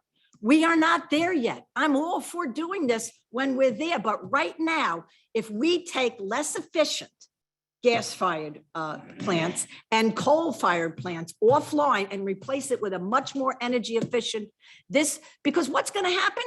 It's going to be the poor and the middle class that can't afford to have their own generator, gas-fired, mind you, for their house. So if there's a brownout or a blackout because we don't have enough power, it's not going to be people of means. But this that'll isn't be our cut power. off from power. This isn't It'll our be the power. poor people. This Excuse me, I'm speaking. this isn't our power. Excuse me, I'm speaking. Let her go. This plant will supply power to the tri-state area, New York, New Jersey, and Connecticut. You didn't confirm that all these months. You never one time confirmed that. I read this all from here the last time, except for the names of the companies that I had to go back and get it reprinted. I said that right from the get-go, that this was part of the governor's plan, but you have to get here. You must go through steps. You can't jump to this. Look what happened in Texas. You know, what happened? They had a cold snap. People froze to death because they did not have the proper backups. You really want to talk about the climate change? You want to talk about who's looking at what? You really want to go there? I'm telling you what happened physically in Texas. But anyway, I said my piece. No on that thing, yes on everything else. Let's hope she's that passionate when the next redevelopment agency agreement comes before us and we have to make decisions about how that's going to impact our environment here. I know you like to. State to the residents exactly what's going on. I'm very glad you feel passionately about the environment. I'm very glad. feel passionate Let's just about hope that that carries through to the other decisions that you have to make. Ladies and gentlemen, let's continue. Anoha, Expensive ambulance. I want to approve as it is, all the consent agenda items. Thank you. Fantastic. Thank you. Roberts, Thank Councilwoman Novak for all the information and research she did. And this is what I would have expected from the rest of the council so that we can make a better informed decision rather than listen to a one-sided activist group for 7 months. Our environmental commission, a is- one-sided activist No, group? I'm Wow. sorry. I am talking about the. Wow. this Excuse me presenting- there. So again, you're stepping on my statement and trying to interpret my message. And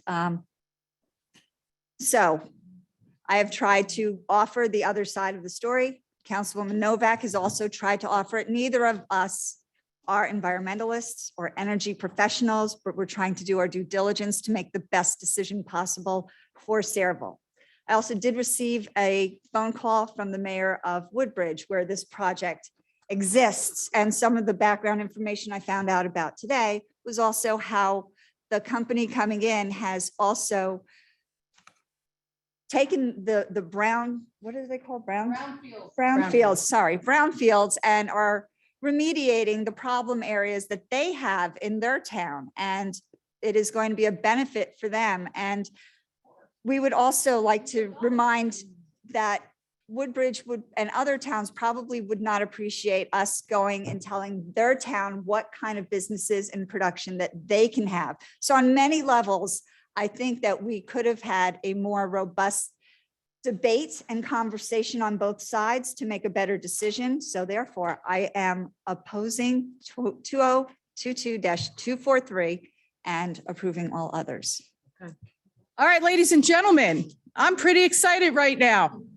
I'm going to stand and I am going to applaud our Environmental Commission for the diligence, hard work. Ernie and your entire team, thank you. Sorry that it took 9 months. Here's the sad news, guys.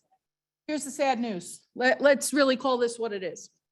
Resolutions, as they've been described to me, it's like toilet paper, quite frankly. Holds no legal weight. Really doesn't. It's a statement about what we believe and we support. And what we support, thankfully the majority, so we support our volunteers, our environmental commission, and we support environmental cleanliness and the safety of our residents. That's what this resolution says. I have news for you. I got bad news for you. Charlie and I have talked about it. The EPA is going to approve this hands down. Hands down.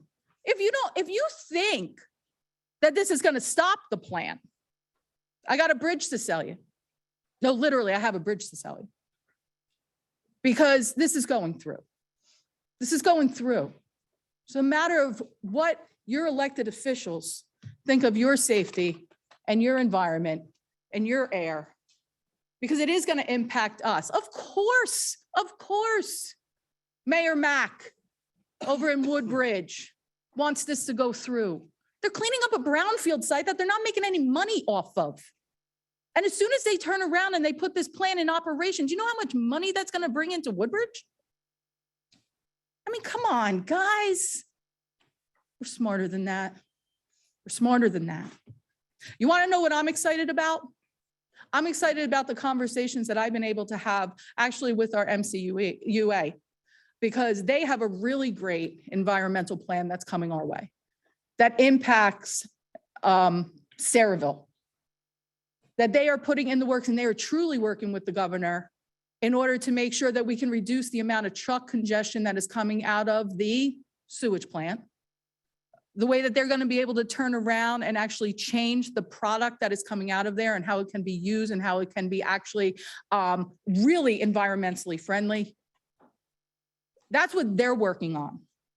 They're working on trying to change their productions and their environmental footprint. That's the project that I want to get behind. So, ladies and gentlemen, let's hope that when that comes up, that gets researched and supported. And let's hope that they are successful in obtaining the monies that they need in order to make that happen. But once again, thank you to our environmental team. Thank you to the residents that have sat here for now, I don't know, about 20, 30, 40 hours over the last 9 months, listening to this debate. We got it on, we got it through. But I am happy about this. You saw government at its best here. You actually got to see people not hiding behind tabling, not hiding behind what they feel. You actually forced the vote. And now you see who stands for what. So thank you to our residents, because you did that. And I'm grateful for that. Ladies and gentlemen, public portion, let the excitement begin. Here we go, hands up. Young lady in the front first, come on up. All right. I will ask that if you are getting ready to leave, that you please do so quietly, so that way we can hear everybody. Our audio equipment does pick up every sound that you make in the pews. So name and address for the record. Here we go. Good evening, everyone. Eileen Donahue, 27 Charles Street, Old Bridge, section of Sayreville. Yes, I'm a little bit more comfortable because it's my third go around. I know. So first, I want to take this time to thank Nicole for her responsiveness, timeliness to get back to me with questions, my many questions. I just think it's important that you all know she's fabulous. It's not I agree. often I work in a professional organization and there's no sense of urgency, but you're all lucky. These ladies right here, great I'm not here team. just to talk about Jessica, but just saying. I'm following up to the June 27th council meeting when I rallied my neighbors. I brought Yes. most of the neighbors. A lot of them at this point kind of think I'm owning this, if you will. They're busy, their kids are back in school and so on. So I'm questioning two things. First, the William Street funding. I guess I'm hearing that there was funding found to finish the project. And if that's true, my question is, what's the status to start it? And is there a target date to complete it? Like, is there anything, that you can? I'm going to defer that one over to That'd be Jay. great. Jay's That's our the first go-to man on those. After the council meeting, we were directed to find a way to go through and get William Street paved. So we have an existing contract that had some extra money in it. So I spoke with Mr. Frankel and he agreed that we can direct that contractor to include William Street in that contract. So we met with that contractor and he's getting it on his schedule. It's tentatively the end of this month, early October. I don't have a specific date yet, but he has agreed to go through and do it under that existing contract. We don't have to go to public bid, so it will be done, let's say, in the next month or so. Wow, that's fabulous. That's Say awesome. that. Thank you so much. Thank you. Okay, that's the wonderful news. So the second one, I guess this kind of was, tied into the other ordinances. I heard about paving and so on. So I don't know if that folds into my request. I opened an Oprah report for my neighborhood to find out the last time the whole development was paved. And it was 1985. Some of the neighbors have been there since inception. They said since inception that the roads haven't been, they've been cold patched. So I don't know That's, really. what- how sad is that, that I want to say that that's probably one of the more recent ones, because I'm not even kidding, 1980s.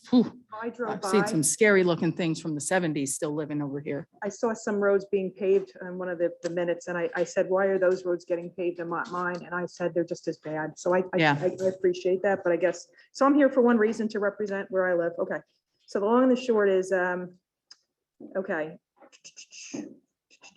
Okay, so my question is there a status to get our four streets, John, Charles, Robert, and David, on the schedule to get paved? Like, just so I know, because I need to know, do I have to keep coming to these meetings to beg you to just pave the roads? And if not, just Charles, that's the road I live on. Jay, you want to go there? Really, I'm being honest with you. I'll let you know the status. We provided a report to the council back in July because they requested an amount, what it would cost to redo all the roads in the Old Bridge section. That amount was approximately $400,000.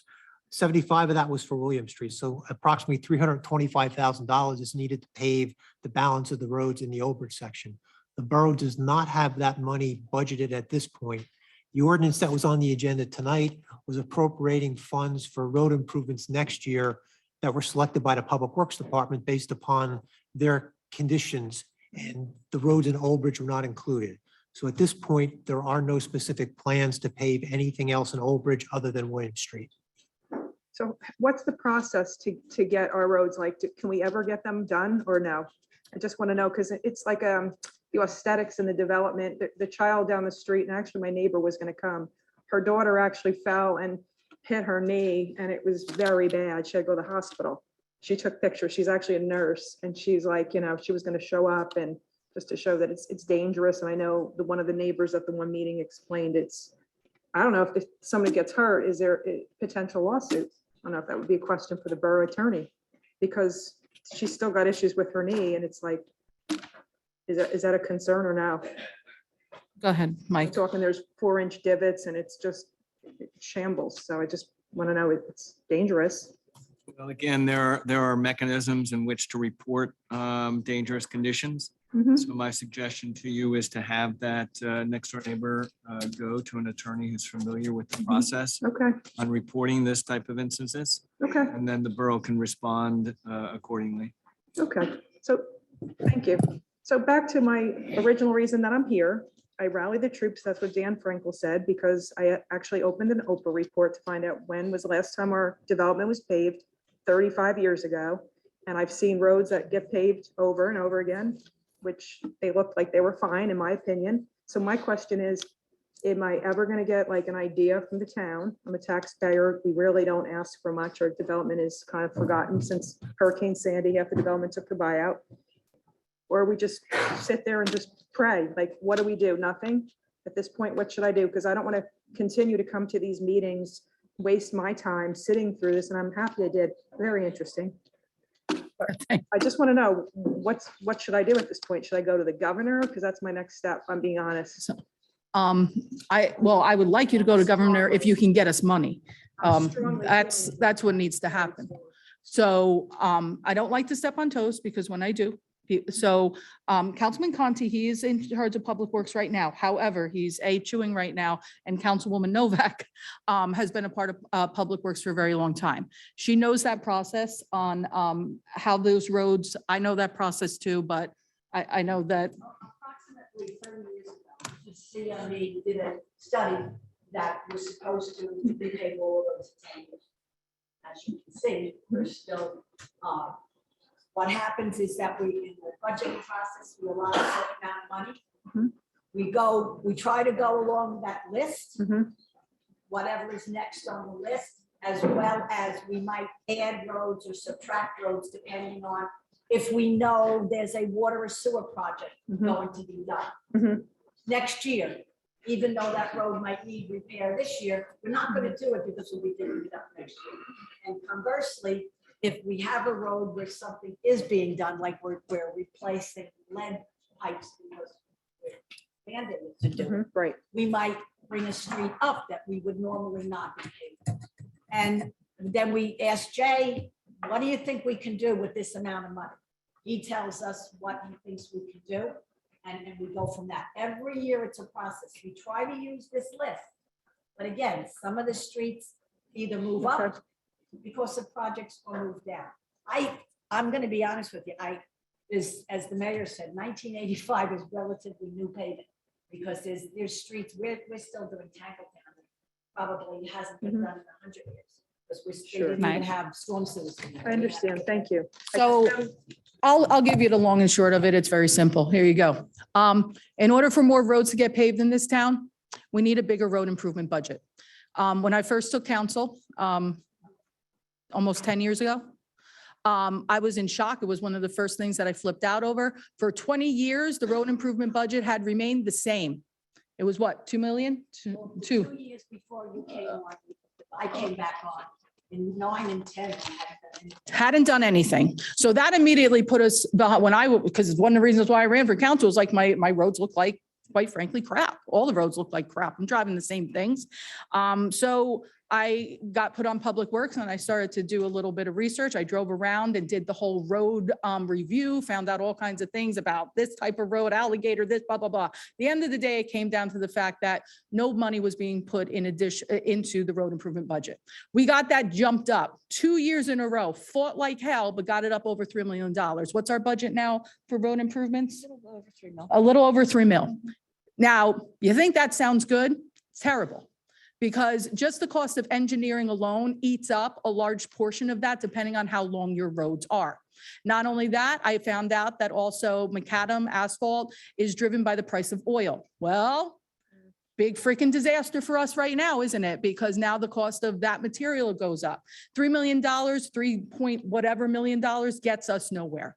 So we're in a pickle because as a council, they have to decide when they put together their budgets every year if they're going to add additional funds into road improvement budgets. And what does that mean? We put additional monies into those things. That means tax dollars go up. And we also have other projects as well. I'm going to be honest with you. It's about time, quite frankly, we have a conversation with maybe all of our departments and say, you know what, this year is the road improvement year. And all the money is going into fixing up some roads. Now, listen, I know that's a pipe dream. That's not realistic. But that's what really needs to happen.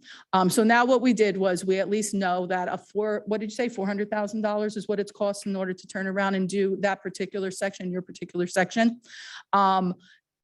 We have to see if the council for this next year is going to appropriate that amount of money into the budget in order to tackle those roads. That's really what it comes down to. But because the budget's already been signed, sealed, and delivered for this year, you would be looking at having to make that fight for next year because we don't have the money in any other leftover bond ordinances, from what I understand, in order to do what we did on that other road that you had come and we were able to get some movement on. That's really what we're looking at. Now, we could turn around and this council could vote to bond for $400,000, but as Mr. Malinowski had said, anytime you bond for money, that's going to cost you too. So that's really the long and short of it. Mayor, I'd also like to add, I'm going to give you a different answer. The reason, just like the mayor, I joined the council is I was frustrated that my street wasn't paved and it's been last paved in 80. I was told that list means nothing. I sat at the top of I'm still sitting at the top of the list and there is no movement. What I am being told is on our service request link on Sayreville.com, it is a formula. It is the amount of complaints they receive through the service request line. And then Public Works goes out annually based off of the complaints. And then they assess which roads are worse off than the other, and they compile the list. So I do not think it's fair for council to make that decision because I get texts, emails, phone calls weekly, daily, pave my road, but there is a formula that public service follows. And I think that that's what we should stick with. So it is based on the amount of complaints received electronically or through written form. And I would urge your neighbors to do so, so that it moves you to the top of the list so that Public Works goes out to assess your road. That is true. The more complaints you get, the more attention you get. But at the end of the day, I'm not going to lie. It's about the money that's appropriated within the budget. That's really it. Jay, Am I wrong? there- Am I wrong? No, right? It's about the we- money? About do the we money. have anything that maybe we've got some potential savings on other projects coming in that we know, that we think about? Just do Charles Street. Just do Charles Street, just one street. Well, we're doing, which one are we doing? 500 feet, I'm not kidding. We're doing William, Yeah. okay. I don't want to take up everybody's time. If they were to break it down, that's something, you know what, Jay, we'll sit down and we'll talk and we'll find out what each individual road is as well. I will say though, even if that road was to be done, that would be money that we would still have to bond. So it's something to balance, but I don't want you to think that for at all, that you coming here is fruitless, because you got it to our attention. You got us to that point. We know what the money is. So once we know what the cost is, but we have to move on it fast because we know what's going to happen. Materials and all of that stuff is going to go up for next year. So we haven't forgotten about you, because that's why I called you up first. I remember. Thank you so much. You're very welcome. All right, Art, I haven't seen you in forever. Come on up, Art. Oh, I do have a hand online too. Don't let me forget that, please. Thanks. Hi, Art. Good evening, Mayor and Council. Art Rittenhouse, 33 Delacat Lane, also appearing as chairman of the Sayreville Shade Tree Commission. Mayor, I want to commend you on your opening and the call for the investigation. I would also like to call on you and the council to write to the county commissioners and also ask them to investigate anything that Mr. Palando was involved in, but also investigate the 2018 and 2019 general elections, which he had a role in determining the outcome.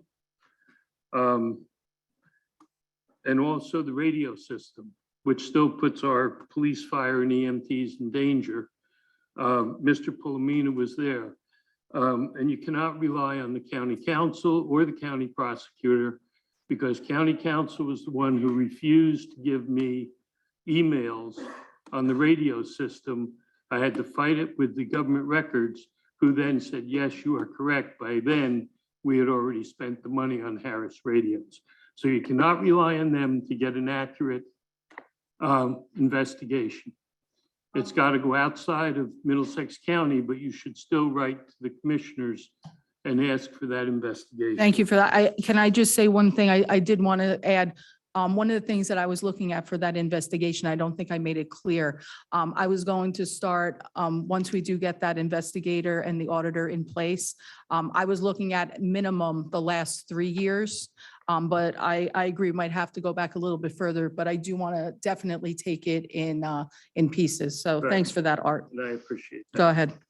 Okay, for Shade Tree. There seems to be a problem with the borough issuing permits for work to be done. The Mako property is one example. There's a new mosque on Ernston Road. I've had Heard about residents that. call me. Trees were cut down. I've been in touch with Kirk Mick. When this is a quote from Kirk about me asking about these items with no permits or about trade, for the tree bank. Quote, last, the Oak Street and Route 935, the church on Ernston Road, and the temple, all three are pending application submissions. On these three, no development will occur until all tree bank submissions are granted. They're cutting trees, they're building driveways, they're the Mako property, there's still no permits in town. And now they're building warehouses. There are no permits filed. The environmental ones expired in 2018. I've been up here. This is all under the Fulton Landing or whatever it's called. Main Street, Yeah. 1 and 2 South or whatever. Yeah. Crossroads, whatever, they keep changing the names. so you Yeah, I don't know. what I they're can't, talking my head about. is spinning. I But know. my concern is that Shade Tree should be involved, and you have the Kaplan properties across from the strip mall where Stoney's is, you have the place.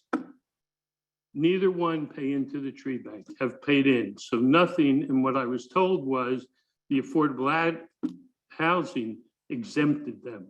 Well, the affordable housing should have nothing to do with the tree bank. And I am That's certain. just giving the developers more money. Yeah, free money. I'm certain that didn't come from our affordable housing attorney, Mr. Serenian, because I know he is by the book. We Well, would he's the not. one who approved them. That they're exempt from tree. I will call Jeff myself. How, are you kidding me? There are litigation settlement agreements with affordable housing in the properties, the Kaplan properties, the place.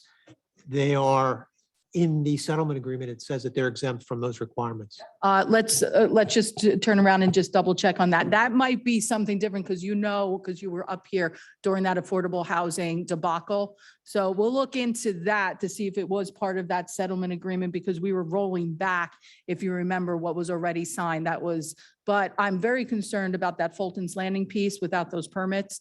I keep asking, and I've filed Oprah requests, and I've also done it. Government Records recommends that I ask for information. I shouldn't file Oprah because I'm an agency of the borough. We should be able to give our information back and forth without Oprah requests. There should be no need for that. Yeah, you and I also, then, you know what? Turn around, let's make an appointment so that I can also meet with you and list these things as well. Okay. And then Denise I've is been our in touch BA. with Denise, Okay, so- so this is again, some of the things that we need to investigate. And can Kirk confirm that that's true? Well, that's why we're doing that. This is what you have to do. Yeah.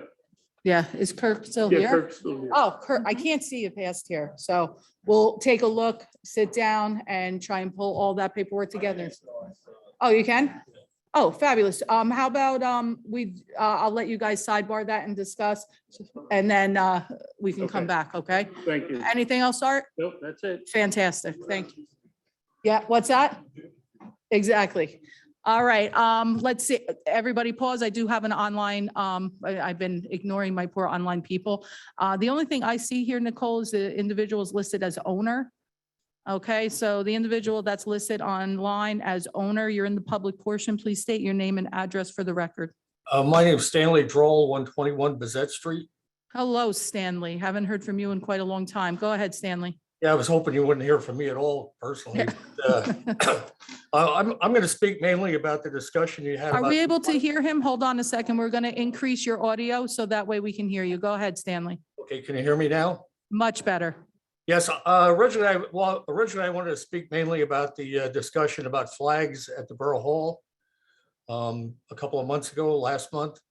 Okay. But real quick, because of the discussion so far, I want to make a comment on the redevelopment agency and environmental issues. I moved back to Sayreville in 2021 and became very involved in environmental issues, trying to preserve the open space. And in 20 years that I've lived here again, the Redevelopment Agency has done nothing basically that I can see except destroy most of the remaining open space.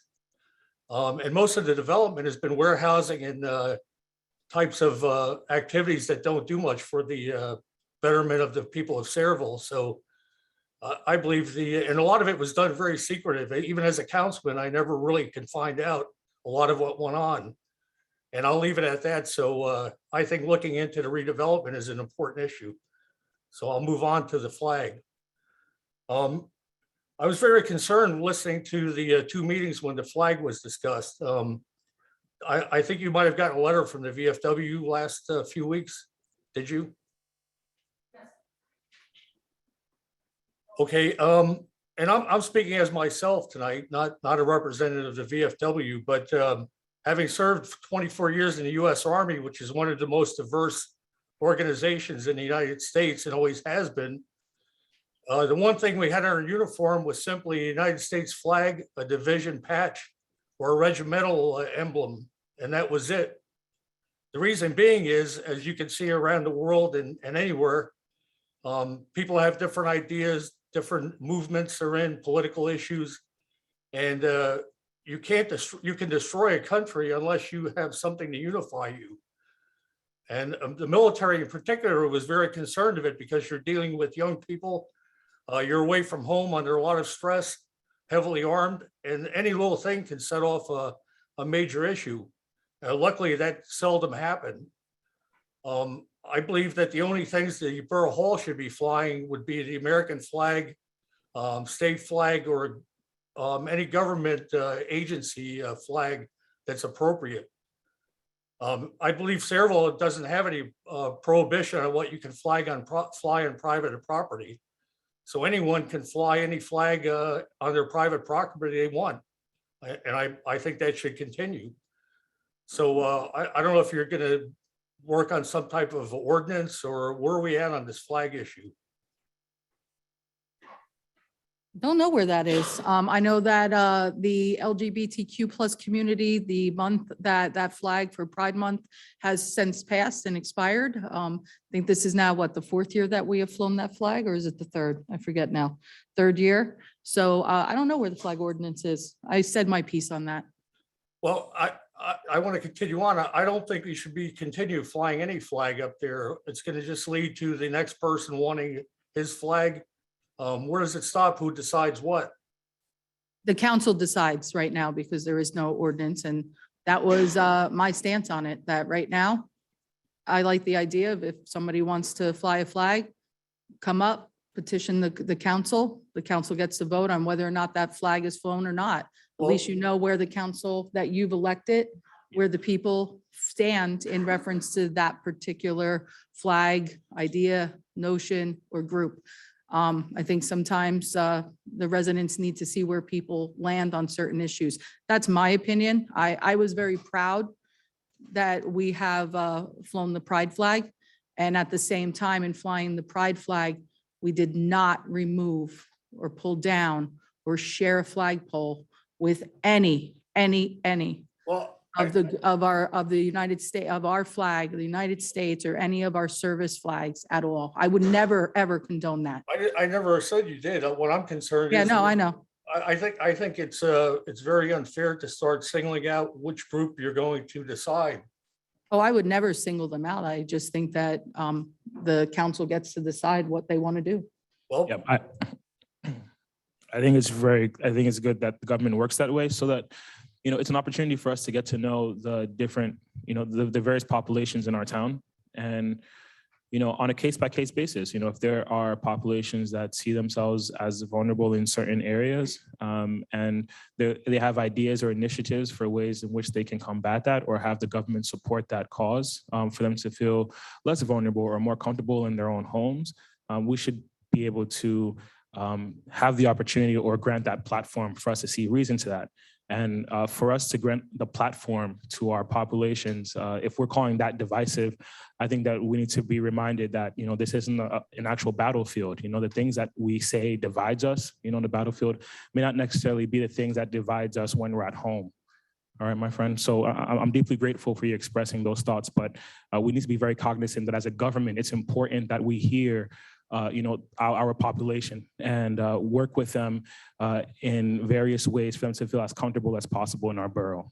Well, I can tell you that after watching those two meetings, I personally felt very uncomfortable and I actually consider not even speaking tonight because of the way any dissent was handled at that meeting.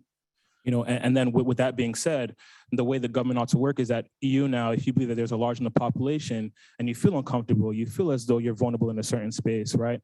That you should come forward now with some of the ideas you have and a way for the government to see how we can help represent that. And maybe a flag, maybe something else, but that we know that platform should be available the way it is now, so we can hear some of your ideas the way we also heard the ideas from other communities. I believe that's just how government should work.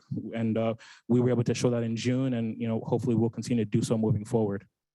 Well, I guess being a student of history and having served in a couple of peacekeeping operations and seeing how things like this happen, especially in a very diverse country.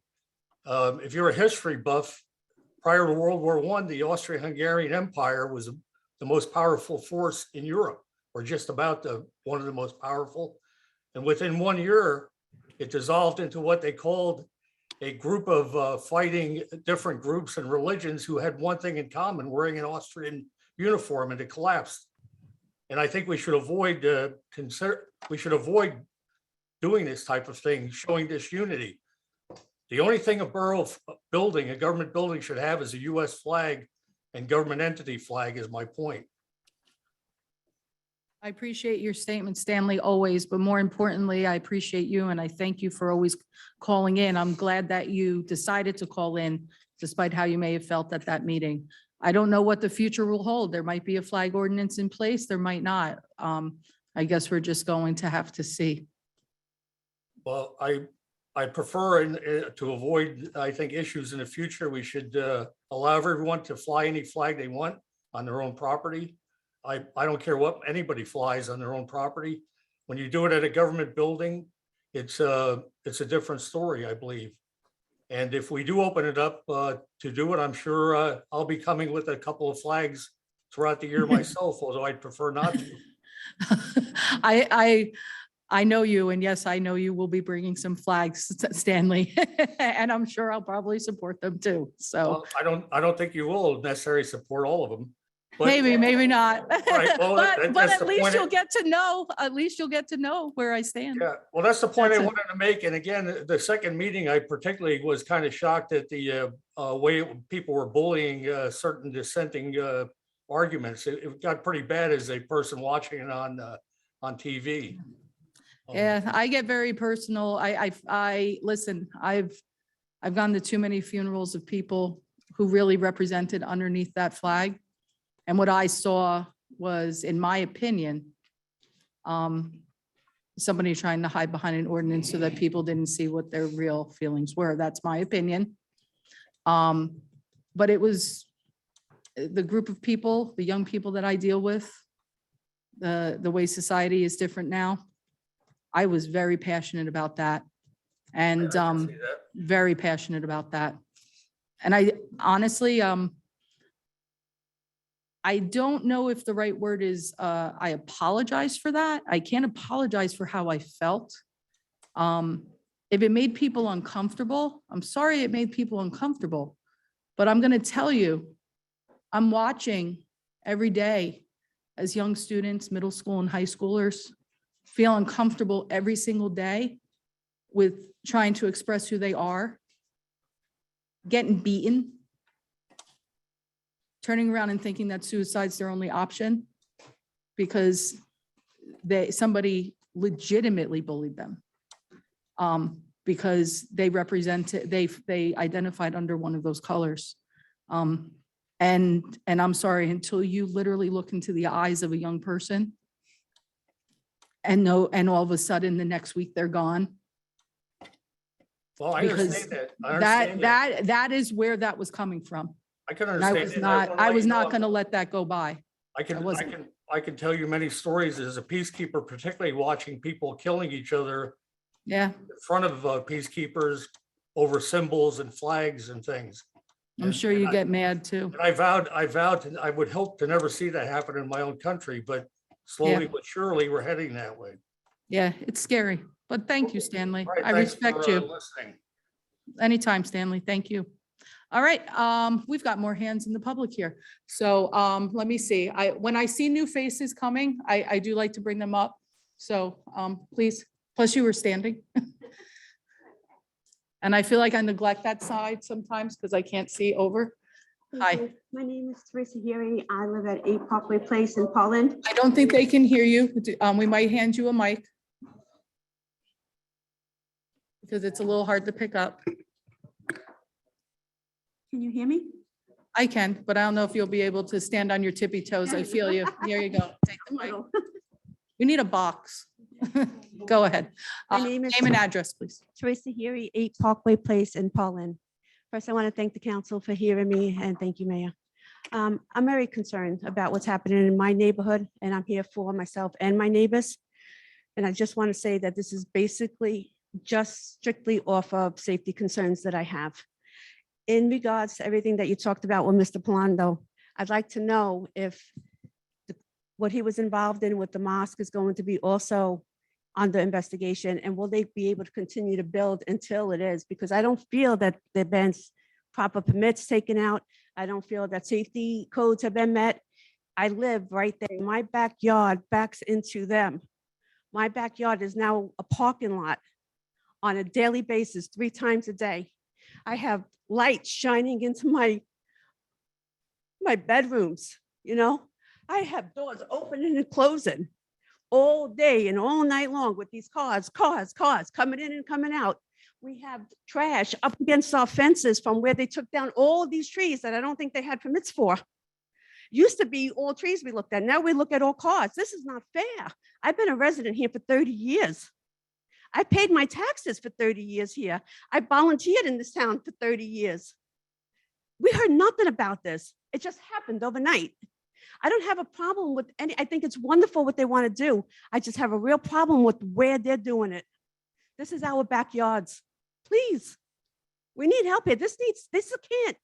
And the plans that they have to go forward, they're talking about having funeral services, marriages, marriage ceremonies, outreach programs, schools. What is that going to be like for us? And then I was told by a member online that if I couldn't adapt to that, that I should move. Really? So again, and I I don't too- mean to get, I'm No, just no. very emotional. No, because I it's been understand. hell. I understand. This is all of our towns. And I agree with you. I think that it's wonderful, that it's a community center, it's bringing people together. But we also need to make sure that this is being done correctly. And again, this is another example of why we need to have an investigation.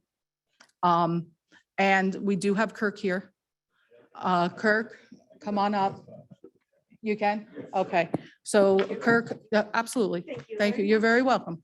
Don't go far. Stay close, okay? But you can pass the mic over to Kirk. So Kirk, go ahead. Let's get as much info as we can here. This is a property that was bought without the borough knowing about it. The person that sold it did not get resale compliance, didn't go. All right. Which one? All right. Yeah, this is a property that was taken over and sold without the borough knowing about it. It just, all of a sudden, it just appeared. And they bought a property on Ernston Road and they've bulldozed, I agree with her. She's absolutely right. There's trees cut down. They built a structure. We've been violating them. We've been getting fines. We've been taking them to court, getting them fines, and they just keep moving further and further and further. Like what Art said, they cut down trees and everything like that. And we have a tree count. I think our zoning officer went out and did a tree count the other day because they cut more trees down. And this woman's absolutely right. It's, they're having, especially at night, right? It's late at night. We know about it. We violate them. We find them. Courts are behind with COVID. They're way behind, and we're trying to get a court date with them. But then it doesn't really matter. They're bullying us. They're hiding behind the religious banner. We find them. They pay with no problem. I would send with them. But I did speak there. They hired an attorney that used to be the zoning board attorney, Larry Sachs. We've met with them. Hired Larry Sachs? Yeah, I've met with Larry, and they're You fired moving Larry forward Sachs. with planning and going in front of the proper board. At that time, the tree count, they'll have to pay for trees, pay the tree bank. At that time, the residents will have an opportunity to voice their concerns about it because it's a big project. From what I've just seen scale of it, they want to have a temple. They want to have, she's exactly right. I'm not disagreeing with anything that she says, but the borough is in a, we fine them $2,000. That's what our limit is. We do it over and over again. We try to make it progressive and more money, and they just pay it. Is there any, It's not an issue. The guy comes with a Porsche and, pays and tells me how, and they are bullying us, but they're hiding behind the religious banner. And I know.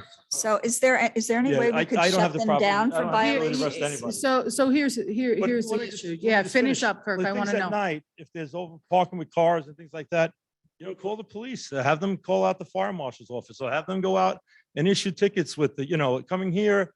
I get, you guys know about it. I mean, I know about it, and it's, it's definitely a problem. And the question was, why do they cut down trees without permits? I mean, that's what they've been doing. So right now, Yeah, we have a big issue with this. It's Okay. really a problem. So I'm looking at my at my business administrator right now. So clearly they've obtained an attorney. Ironically, it's an attorney that we fired during the affordable housing debacle. And that's really what it was. I have other words for it, but we'll go with debacle right now because trying to keep the quorum. Now this seems like it's moving into a litigation issue. So we're going to need to make sure. I think we have conflict counsel on this, or I can, one of the things that I did want to know is, has the code officer issued a cease? We need to, yeah, you need to. Has the code issued a cease and desist order? And if so, what happened with it? Well, I marked the building that the structure they built, I think is unsafe. So I placarded the building. Guys in the back, I just need you a little quiet because we pick up I totally understand, but it's very sensitive. We will definitely be able to hear your conversation when we broadcast on YouTube. So We issued unsafe structure notices for the structure that they built. We've violated them on the trees, the parking lots, the clearing of space, and things like that. They go in front of board. What I will say, Mike, is that in the past, when we've gone to court with churches or any religious thing, they go to court and they bring their lawyers and they say they go in front of the board and they go, and the court usually gives them time to go in front of the board, and they put a time limit on it. We haven't been able to get them in court recently because of the COVID, and the court's far behind. No fault of the courts. but you know what's not But far yeah, behind? we're in a jam with it, and I agree with these people. I'm Yeah, not disagreeing at all. It's kind of, it's a disaster. I mean, I know, I think they have Friday afternoon services, and it's a mess, but you really have to. So I don't know what to do. One option that we've done, for example, with 10 Henry Street, where we filed the, or 20 Henry Street. We filed that order to show cause to restrain any activities or anything of that nature. Maybe we do that with respect to this municipality. Yeah, or Mike, this any t- help? I'd appreciate it. However, and because this is the first that I'm aware of it. So one question though, and everyone should be aware that the court probably would do exactly what you're saying. Right. So, but at least you get it to a court's attention, seeking immediate relief from some of the activities that documented. So if you would permit, Mayor, if you give me an opportunity to sit down with Kirk to look at the file, to maybe file an order to show cause to restrain any further activities. I know there's a gentleman here on the left-hand side waiting to. I know, I got him right here. That side I can see, that side I can't. I have another suggestion. And unfortunately, You did evoke that name that I'm most concerned with. You did evoke Mr. Palando's name. And this is one of the things that I'm most concerned with and why we need to move with haste regarding our investigation, obtaining the professionals needed. But that will take time. But one thing I will say to you, the prosecutor's office did in fact turn around and put out the number of the detective that is handling investigations into that alleged case. And I have a feeling that there's potentially additional fingers that are going to reach out. My suggestion to you would be potentially to reach out to that detective. If you do not have that number, I'll make certain that you get it. Because it is going to take us time in order to put our committee together and then to move forward with the hiring of the necessary outside investigators. And you can't wait.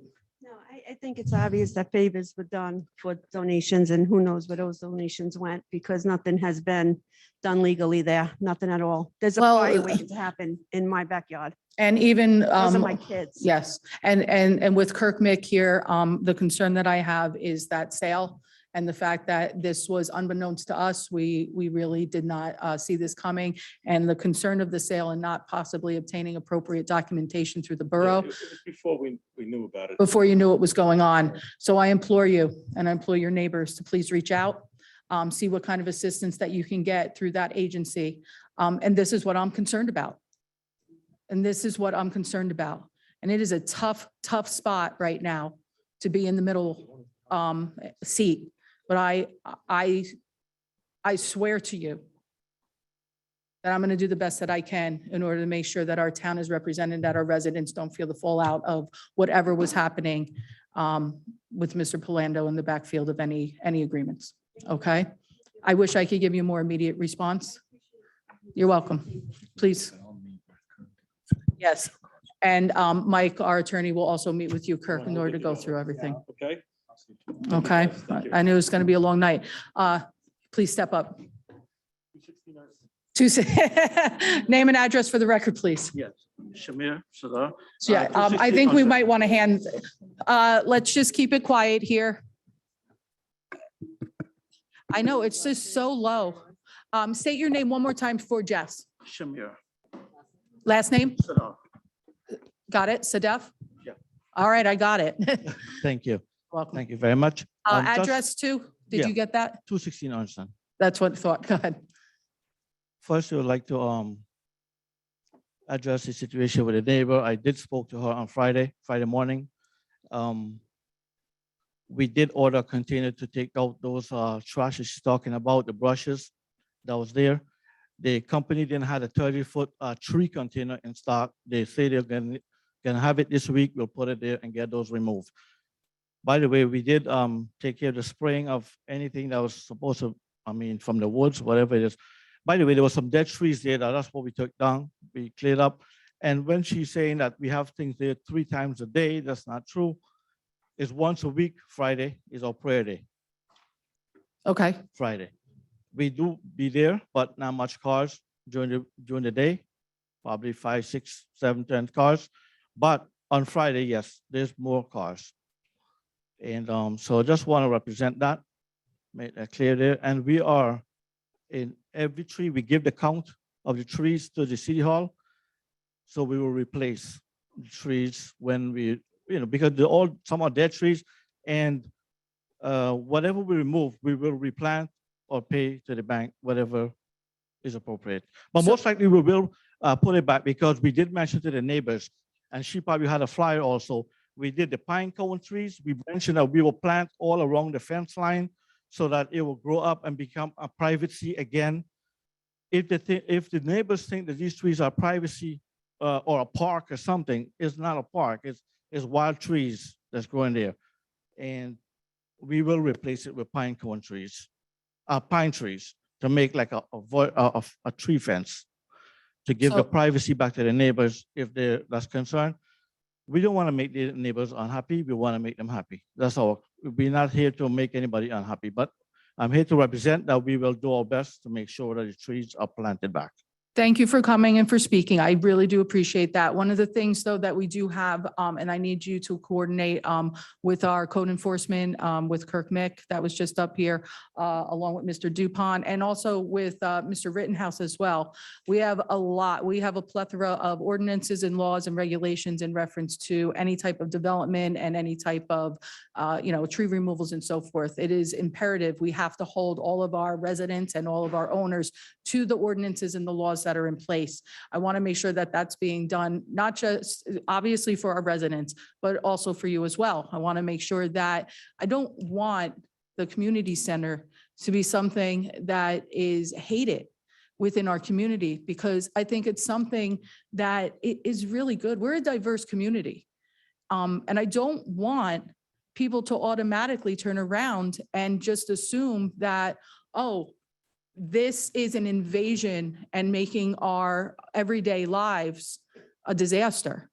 I want us to be able to live together, but we can't do that if we're not having the laws and communication being done appropriately. I don't want to go off too much, because if you did already obtain an attorney, then that could potentially be a litigation issue. But I will turn around and I'll ask Mr. Dupont to speak with you as our attorney. I will also ask that you work with with Kirk Mick as well. Sure.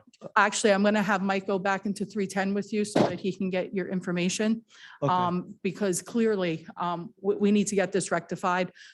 You already did hear that, yes, I am definitely calling for investigations. I'm very concerned about the sale and the purchase. So it's quite a day Sure. here. See. But thank you. I Definitely, appreciate you definitely. coming up. Thank you very much. You're welcome. Okay, I see more hands coming up here. So some people that, I'm going to go with the gentleman in the back because you're a new face. Although I love my usuals.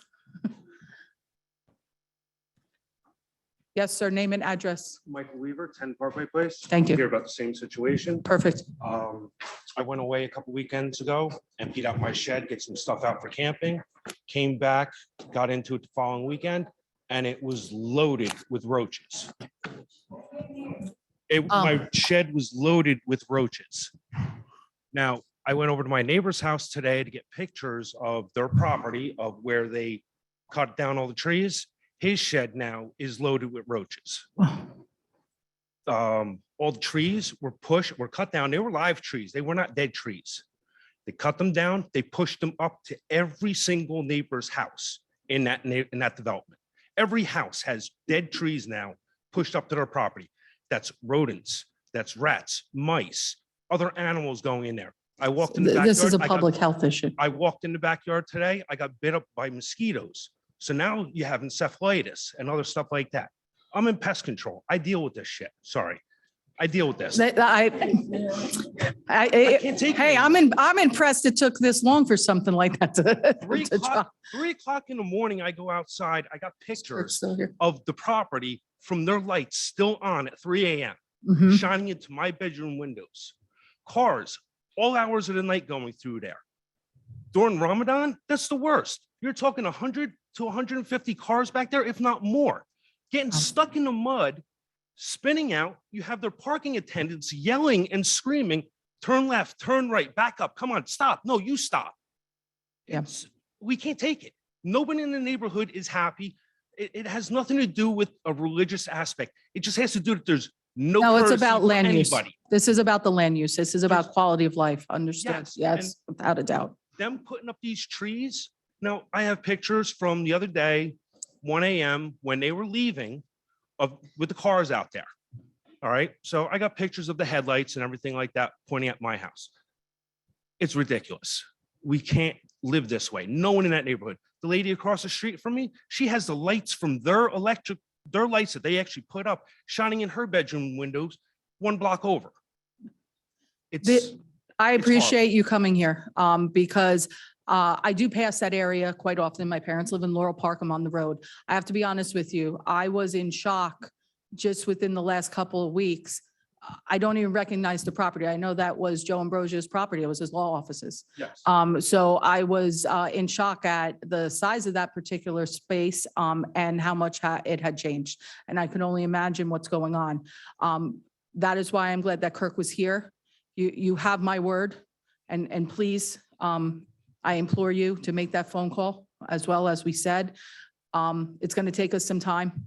Our attorney here, but this I think is going to go deeper. A lot of work, and we need to turn around and work with our police department as well to make sure that enforcement is occurring, because this is an immediate quality of life and potentially a health issue. So we need to make sure that we contact the proper authorities in reference to that. While I appreciate the gentleman coming up and speaking, we have laws and we have rules here for a reason, and this is why. And I am so sorry that this is what you guys are dealing with right now. And this is why They've been dealing investigations with it need to since happen. February. They started cutting trees in February. I think First, you they mentioned cut this to the me. first 75 to 100 trees. I couldn't believe Then they that. moved over closer to my house and cut down another 75 to 100 trees and just have them pushed up against our property. Yeah, this And then has to, electrical wires. Yeah. They have lights running back there off of 2x4s with electrical wires 15 feet in the air with dead trees laying around. Denise, this is emergent. This is the top of your notebook. This is right now the most pressing issue that we have, because this is Ernston Road. This is one of our major thoroughfares, have but the pictures. residents I back sent them there to- deserve to be able to live in the neighborhood that they are used to. And we need to do everything that we can in order to stop this, make sure that whatever is being done is done legally and by the book. And I need you to continue to contact my office. Let's see, Denise is technically my business administrator, but I do still have a chief of staff that is taking my calls and responding to anybody that calls into my line. So that way we can keep this going. But Mr. Dupont, please give Mr. Dupont your number and your number as well. And anybody else here from that neighborhood, if you are here, I want you to make sure that you pass your numbers off to Mr. Dupont as well. And I then, spoke to our police chief today, and just like Mr. Mix said, call the police, have them come out. They'll call the fire marshal. Mhm. Because you shouldn't, I feel awful. This is I sent absolutely pictures, too, unacceptable. About this.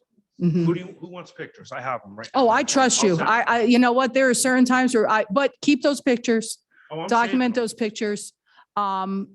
Retain those pictures and keep those. I don't want to say too much, because if in fact they haven't obtained an attorney, I don't want that to be anything that can be used against us during a litigation. Without my attorney here to advise me to shut up, I am going to start to shut up right now. I think I've given you the best advice that I can, and to continue to stay in contact with myself.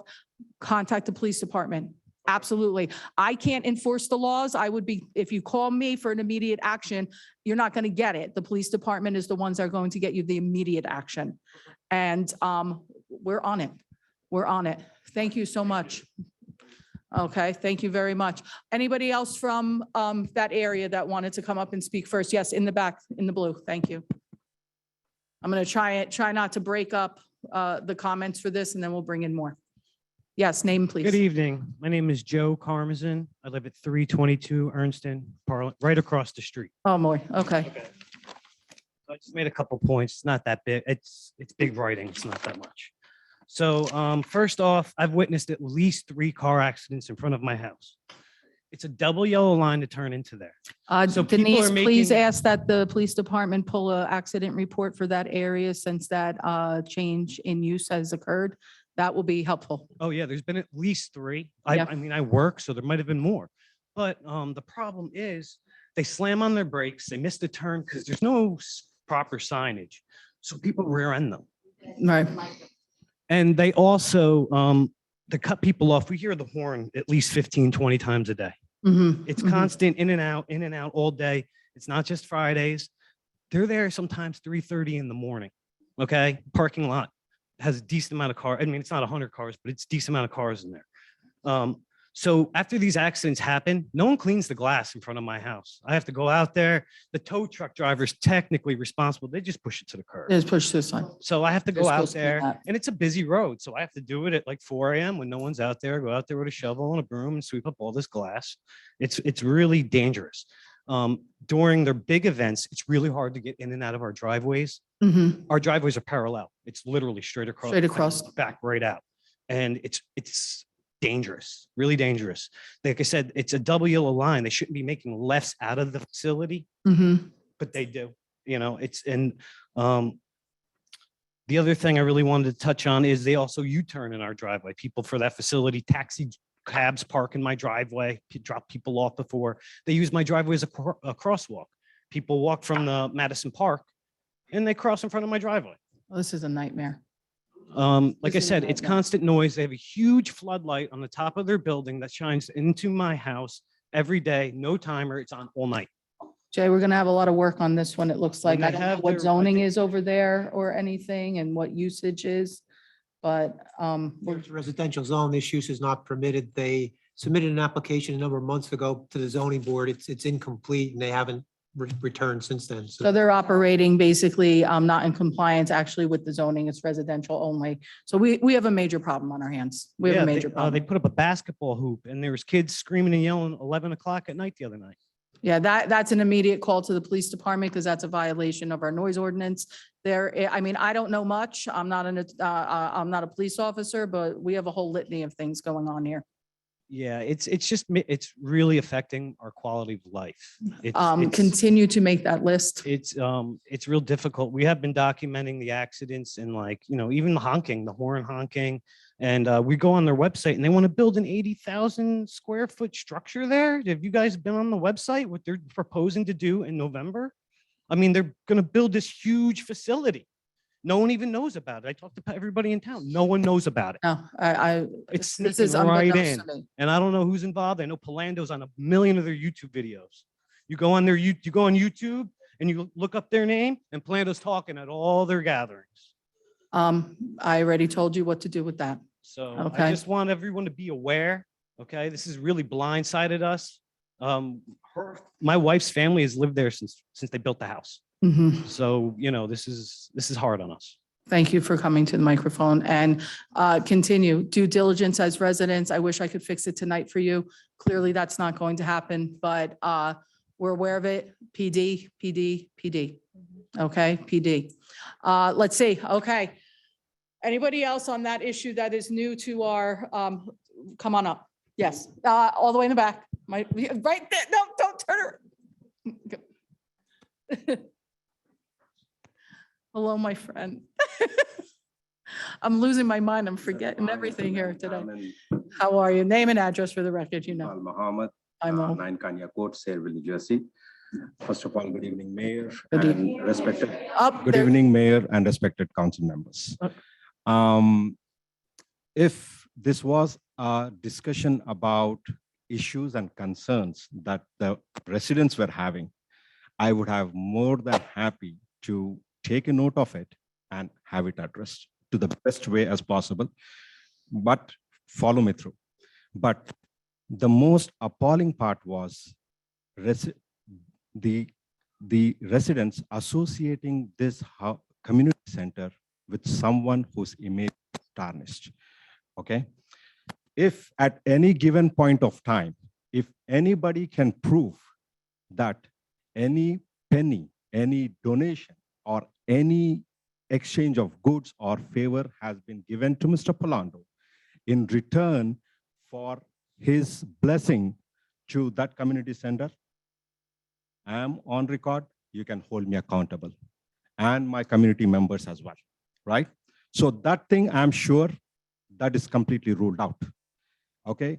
To be honest with you, on every given occasion that we wanted the community get involved, we have reached out to every council members, mayor, yourself as well, and everybody. But due to their obligations, other obligations, office obligations, whatever it is, they couldn't make it. But we had Tom Palando. At that point of time, we didn't know what that kind of person was. I mean, we always went with the guesswork that he is there for our community. He's there for everybody, for the Sayreville residents, until we found out what really he turned out to be. It's unfortunate, but you know what? People are people. We cannot hold on to that. But now coming to the point that it's good that you have brought these issues to our attention. We have reached out to you during the time of Thanksgiving, during the time of New Year, during the time of the inception of the building itself. please come and meet us. Please come and sit down with us. Please let us know what your issues and concerns are. We will be more than happy to sit with you and address.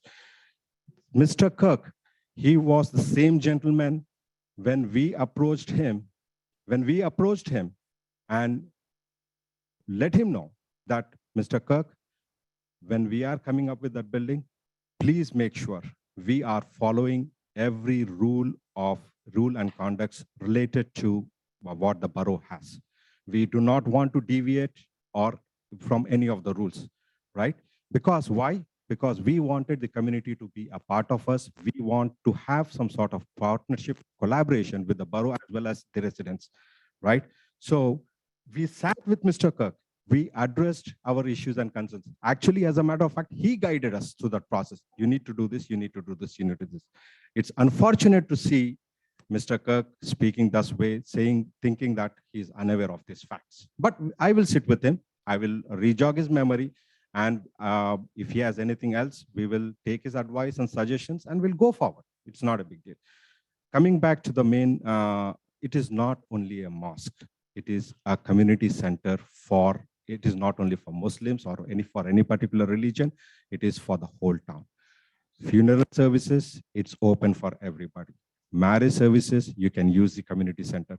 You have, I'm not sure if you have noticed that twice a week, we have food relief that we give out to the poor people. Say about 200 people come and collect their foods. During the Thanksgiving, we distribute the turkeys during the November Thanksgiving weekend, all to the residents of the community. And we have health services that we provide for free.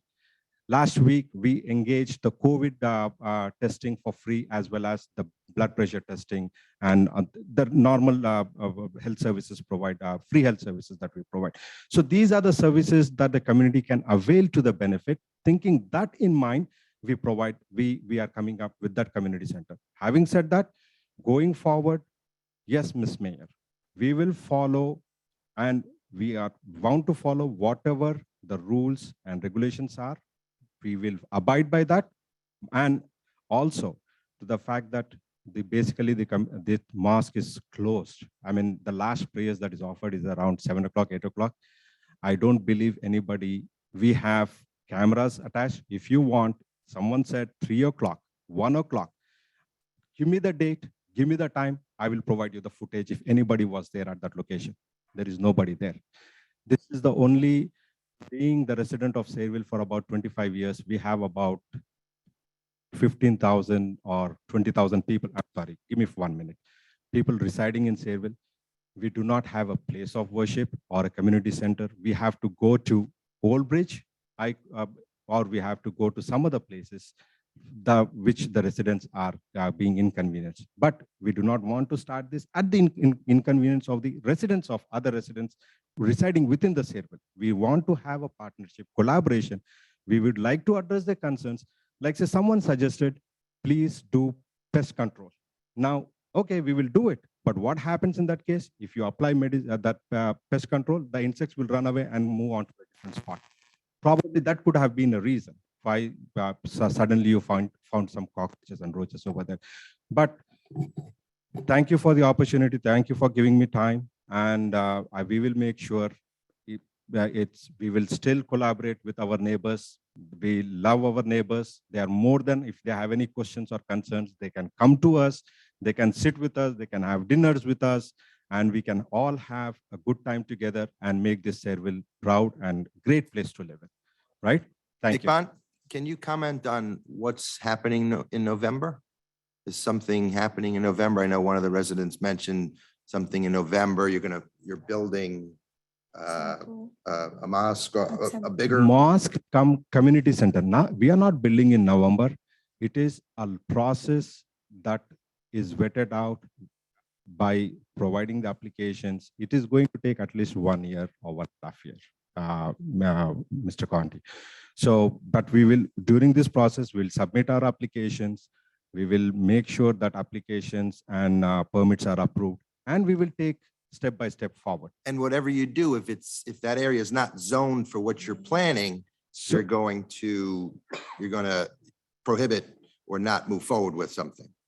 There is, can. Mr. Shamir is the owner, so I will let him speak on that. I mean, that is above my pay grade.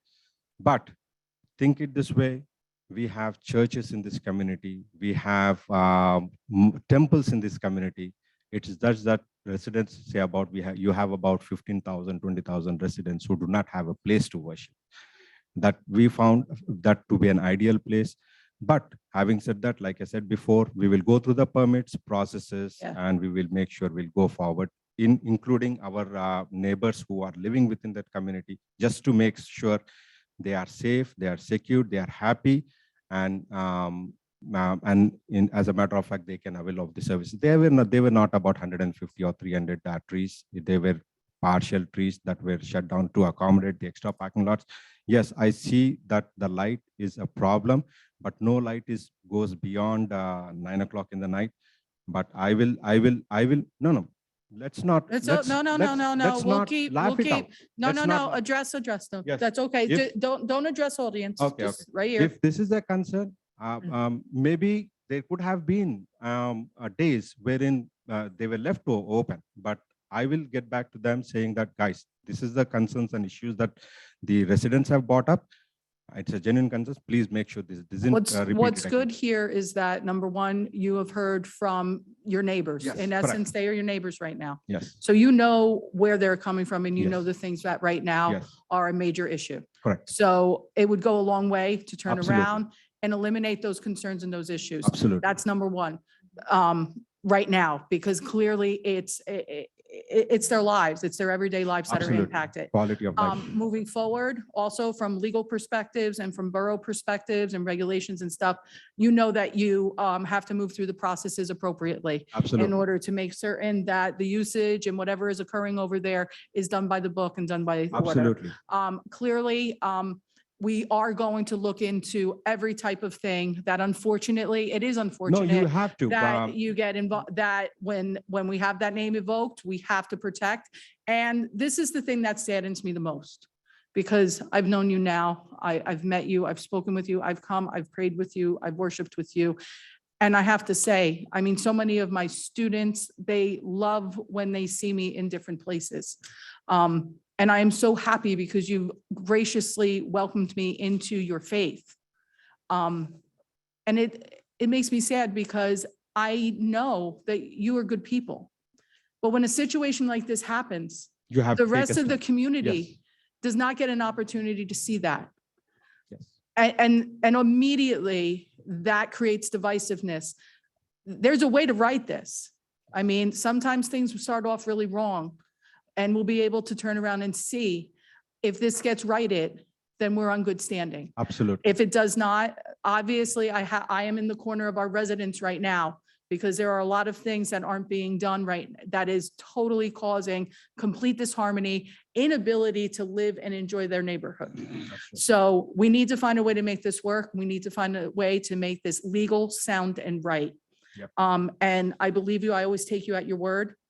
So let's get this done. Absolutely. Thank you, Ms. And May. if not, then we will have to proceed as a borough based on the regulations, the powers, and the laws that we have in place. But Absolutely. you know that. No, I agree. Thank I mean, you. it's unfortunate. Once again, I would say, please do not invoke or attach that name to the community center. Yeah. He has nothing to It's do with it. unfortunate, isn't Yes, it? he just happened to show up because the other council members were busy at that time. We extended the invitation to all the council members as well as the neighboring residents. But if you get a chance, please walk into our center, give us an opportunity to host and sit down and have a discussion. Please give us an opportunity. Thank you. Okay, so thank you. We're going to research that, but don't call out though, Mr. Duffy, give me a few minutes. I know, that's why I redirected him. All right, point of order, that's. No, I did not allow him to continue that. I told him he needed to redirect here. Okay, I know that I have a couple of individuals here. I think that they are also to discuss the community center. So Syed Ali, are you still there? Yes, ma'am, I'm here. Good Okay, evening. Name and address. I know I said your name already, but name and address. just for Syed the record. Ali, 44 Kearse Street, Harlan, New Jersey. Yes, go ahead. I am not speaking on behalf of the mosque, but I am one of the congregants who attend the mosque. Okay. I want to respectfully remind our neighbors and our council and the mayor that we're part of the community just as you are. We care about everyone else, just like the borough should care about all the other residents. So I would second everything what Mohammed just said about the center and about what we're doing there. There are some over exaggeration here as far as activities. We only have major activities on Fridays, which is during the day. Yes, sometimes we have evening programs, but those are around 6, 7, 8 o'clock, not at midnight, not after midnight. We cannot accommodate 200 cars. So saying that there are 200 cars 5 times a day or 3 times a day is just over exaggeration. Yes, the lights may be an issue. I believe it's an issue between the neighbors, not really an issue where we're attaching a name with the mosque. That is, I think, unfair to the community center. I would humbly request everyone in the council and the residents not to attach unless you have proof positive to show that there's something that was done between the mosque and Mr. Palando where you can prove it, then that's a different story. But I'm confident that nothing like that has happened and we should not attach just based on your allegation or assumption. That's one. Second, the mosque administration has tried their best to reach out to the neighbors, as Mohammed said, during Thanksgiving, during New Year's, and we have actually arranged an interfaith dinner at the center. Unfortunately, none of our neighbors showed up. So this is the platform I'm using to invite them. You tell us when you're available to come on the weekend, on evening, whenever you're available time. I think Mr. Shamir Sadr mentioned, Mohammed mentioned, we're here to help and resolve the issues. Perhaps we can meet, one-on-one or with the few of our neighbors who are affected by the current activities, and we can resolve it. And just one more correction here. This property is a commercial property. It's not a residential zone. Currently, it is a commercial zone. So I heard some people saying it's a residential zone. It is a commercial property at this point. In any event, the mosque is there to resolve issues. We are here as a neighbor, and we want to maintain and establish a good relationship. We are open for all of our neighbors who are affected by this recent activities. Thank you all for listening, and hopefully we can work this out and not make it a giant issue. I just don't think it's as big of a deal. It's an issue that can be addressed between the two neighbors, including the mosque and people behind it. Saeed, Thank I have a question for you though. And I doubt the property is zoned for 80 to 100 parked cars in it. And if that's indeed the case, we need to stop doing that. No, I'm not saying it's zoned for such a building at this point. It is a commercial property. It's not, as you know, it used to be a law firm. What most of our neighbors don't know, or perhaps the council is unaware at this point, that the property, 216 Ernston Road, is the complete property where those trees were grown. Some of those were just bushes. Yes, they happen to be providing privacy to the neighbors behind it, but this was all on a private property. It was not on a public property. So those trees, even if they were dead trees or some of them may be alive trees, they were cut on a private property. We're again, brother, Mr. Shamir Sadr already said he's going to plant, large trees to provide the privacy again once the project is complete. But right now, there's no project in place or ongoing because we're still in the initial stage of the applications. So any construction will begin only after the plans are approved through our the mosque attorneys and the borough's approval. Then any construction will move on. as far as, resolving any current issues, I think the mosque is open, the administration is open to listen to the neighbors and address those issues. And I'm looking forward to it. Perhaps I can be part of those meetings as well. Okay, thank you very much. And I appreciate you wanting to work with your neighbors. I will say this, that when it comes to reaching out to the neighbors and the residents, that's something that would probably be best brokered by yourself and the actual community. We as a borough really can't put that forward. That's not our jurisdiction. It's not our responsibility to do. And I think that it would be putting the council probably in a difficult situation if I was to look at the attorney. So what I would recommend is that as the people within the mosque, that you want to forge that relationship with the neighbors, reach out to them. You know who they are, do flyers, do something. But in the meantime, from this body in reference to the mosque, what we are going to do is we are going to defer all remaining comments about the mosque to the professionals that we have on this. That includes Mr. Dupont, that includes Mr. Cornell as our engineer when it comes to the zoning appropriateness of things, and to any other entity that we need to entertain to make sure that that property is being maintained and used in the most appropriate way. Because of that, when residents come and address issues or concerns, we cannot enforce. What we can do is turn around and have our police enforce anything that's in violation. But again, what I want to make sure is clear is I want our residents to be able to enjoy their neighborhood again. And I trust that the individuals that came up and spoke, including yourself, that you're going to make that happen. I don't want to be up here in 2 weeks and I don't want to have a phone call tomorrow saying the lights are on, there's hundreds of cars, and the quality of life and the ability to actually drive and park and live within that community and across the street is still an issue. Because I take you at your word. If you're saying that you're going to help address that issue, I hope that it's going to be addressed. And then we don't have to probably get as involved in what this as we need and go through the proper channels.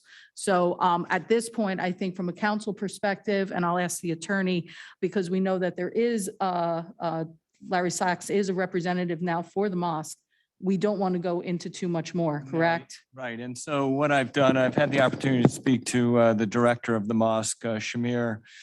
We've set a plan of action for the attorney to reach out to Mr. Kirk Mick, as well as the zoning official tomorrow and myself. Matter of fact, I even attempted to call Mr. Sachs at 10:10 and he did not answer. But we hope to have a plan of action tomorrow, at least promised by Shamir. So we look forward to hearing from his counsel. And so I do have another hand raised. I have Mr. Syed on here. Is it Galib again? I always say it wrong. I know you've called in a couple of times. Yes, this is Galib Syed. How are you, Mayor? Hey, Galib. Your Majesty. Good to hear from you. Go ahead. 3 Sophie Street, Parlin, New Jersey. First of all, thank you for, from the heart, and to you and your team for making Vernon Street, Sophie Street, and Deborah Street as like we are living in America now. As I always say, as we used to have a street worse than third world countries, but thank you for taking care of it. Now I invite you to come down and visit your neighborhood here on Sophie Street and see how wonderful job you guys have done. Thanks, Mr. Syed. I appreciate that. Having said, Go ahead. having said that, I am also one of the congregants at the community center. What we are talking about right now, that community center is, as a congregant, when I take myself and my children, and when I see other youths who come in there and they have a very positive environment there where they go and gather, they go and talk to each other.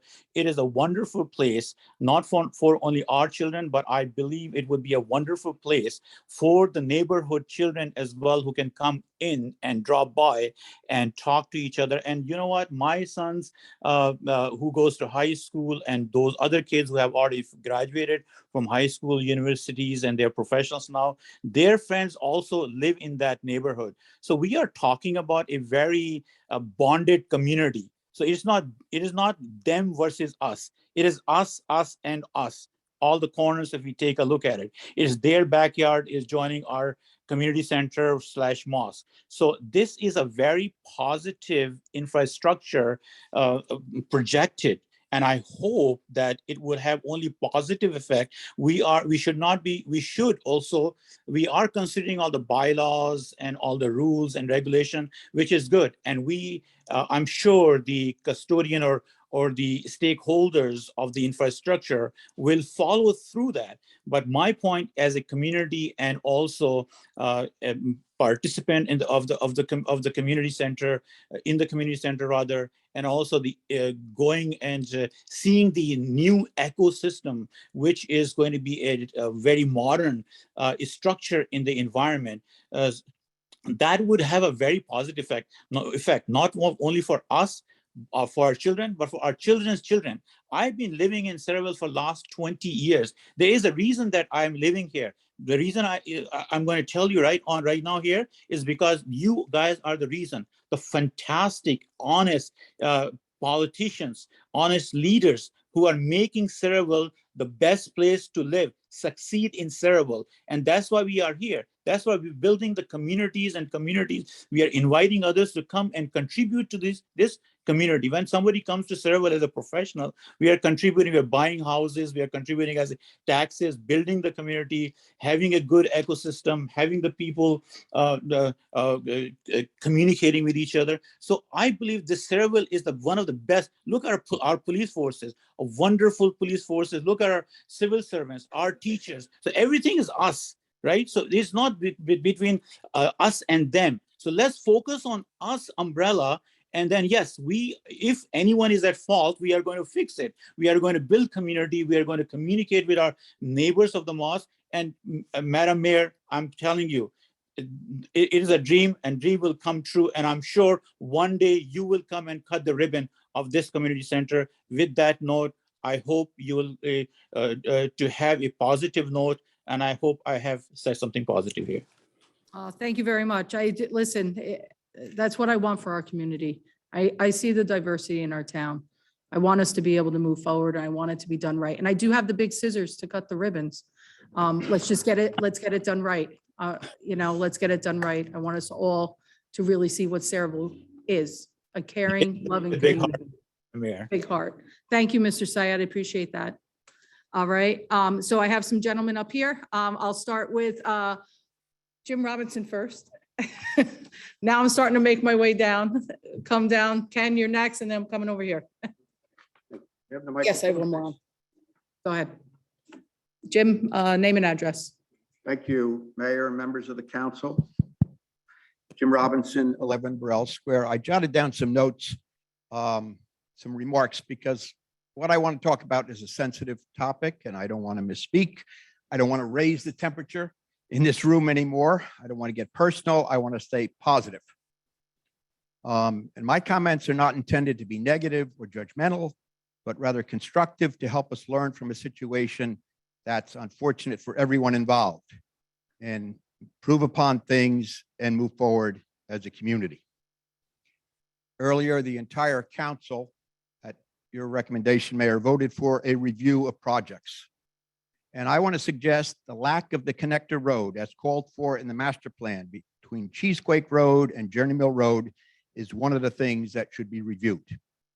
No, the engineer will tell us that Mr. Samuel told me it was cost prohibitive.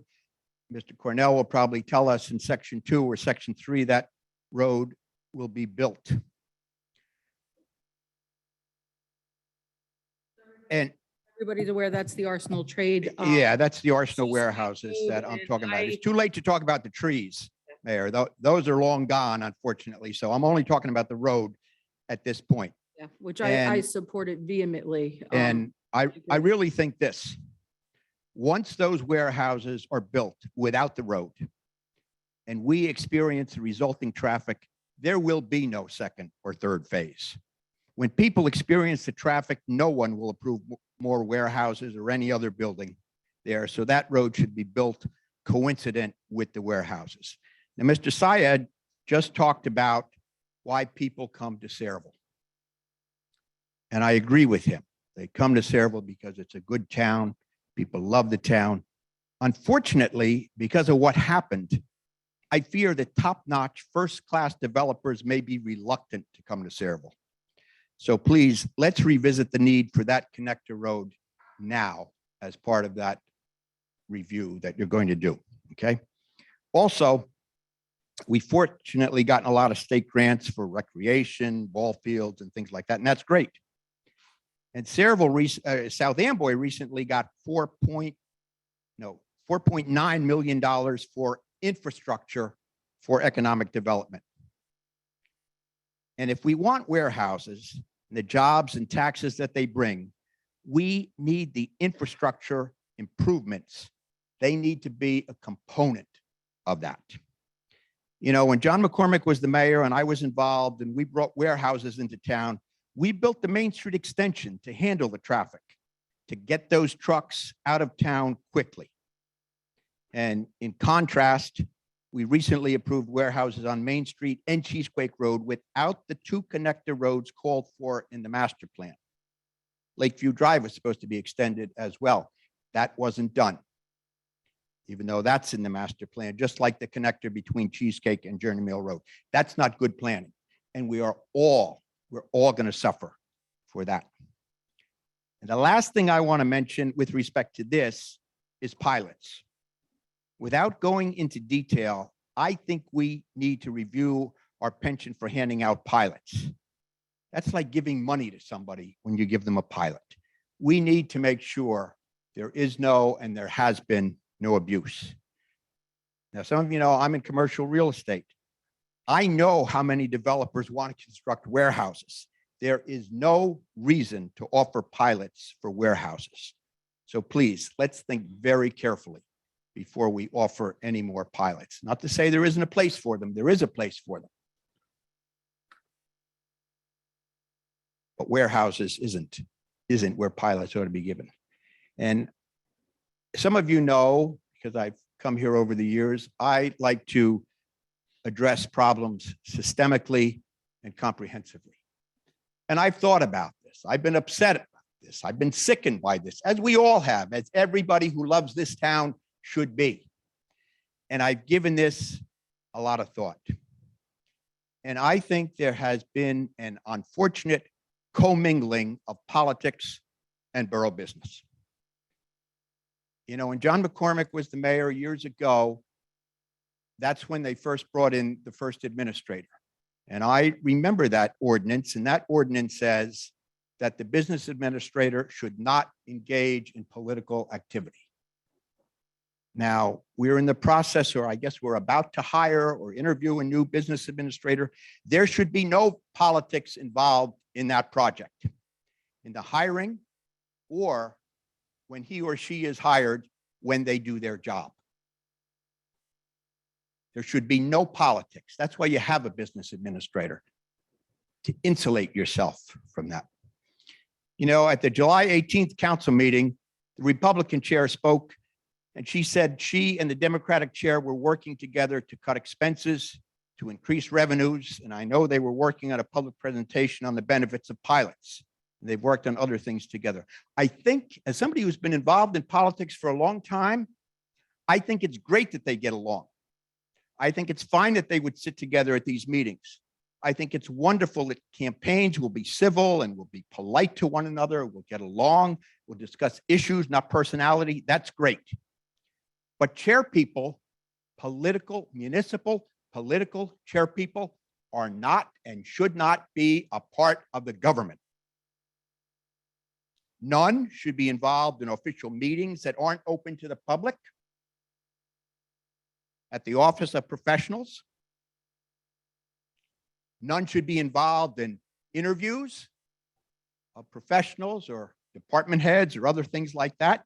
None should be calling the business administrator or the attorney on borough-related matters. Those are government functions, not political functions. And that shouldn't happen.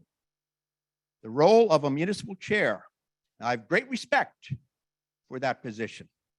I have great respect for anybody who gives up their time, effort, and energy to a community. But the role of a municipal chair is to ensure that his or her party wins fairly. The role of an elected or appointed official is to serve the town without regard to politics. Without regard to politics. And if we all remember the best politics is good government, we'd all be better off. Now, I'm not disparaging politics or government service. I participate in them. I'm proud of my participation in them. I think they are both great, but they are separate. And when they intermingle, as we have seen, they can lead to problems. You folks, all of you, not just the elected officials, have to ensure that doesn't happen. Thank you for your time. Let's make some changes and move forward together for the greater glory of the town we all love. Thank you. Thank you very much for that, Jim. I think your points are very succinct. Mr. Olszewski?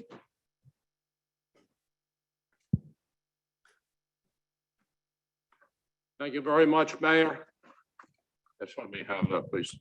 Ken Olszewski, 108 North Edward Street, Sayreville. I'm here tonight to basically talk about what I consider a culture of corruption in Sayreville. And I need to tell you a little bit about my background to let you know that I'm pretty experienced. I'm not smarter than anybody else. I don't have anything over anybody else in talent, but I've been around a long time. I've been a councilman in Sayreville for 6 years. I've been a commissioner on the Middlesex County Utilities Authority. I served on just about every board in town. I've been on the planning board. I've been on the Board of Health. I've been on the Environmental Commission. I've lived in town all my life. My history in family history in town, my grandfather, my mother's father built the first town hall in Sayreville. My grandfather served as a Middlesex County freeholder elected in 1895. They call them now county commissioners. So I've got a little bit of background in town. I was born and raised here. I can cite you. I started going to council meetings when I was in high school. I can cite you many of the people who sat here in those days and blah, blah. I'm not going to bore you with those details, but it gives you a little picture of, I think I speak with a little authority when I'm up here talking. And this is not about me. This is about every resident in town. It doesn't mean whether you've been here all my life, like me, or you've been here 1 year, and whether you live on Main Street or Dane Street, or Laurel Park, or President's Park, or Melrose, or Morgan. We're all one. We're all together, and we're all fighting for the same thing. And this culture of corruption that's come over our town is pathetic. Again, I've seen it all. I've been around when there were scandals in town. People went to jail for dirt removal back in the late 50s or 60s. A councilman served time. So I've been around all of it, but this has gone on for a while. And I want to talk just not about, and I'm sorry, Mayor, but I got in the middle of your talk earlier this evening. But it's just not about the present deal that's in the newspapers all over. And unless you lived under a rock, you know what that's all about. I probably got 20 emails, even from friends in Pennsylvania talking about, my God, what's going on in Sayreville. But I want to go back a little bit.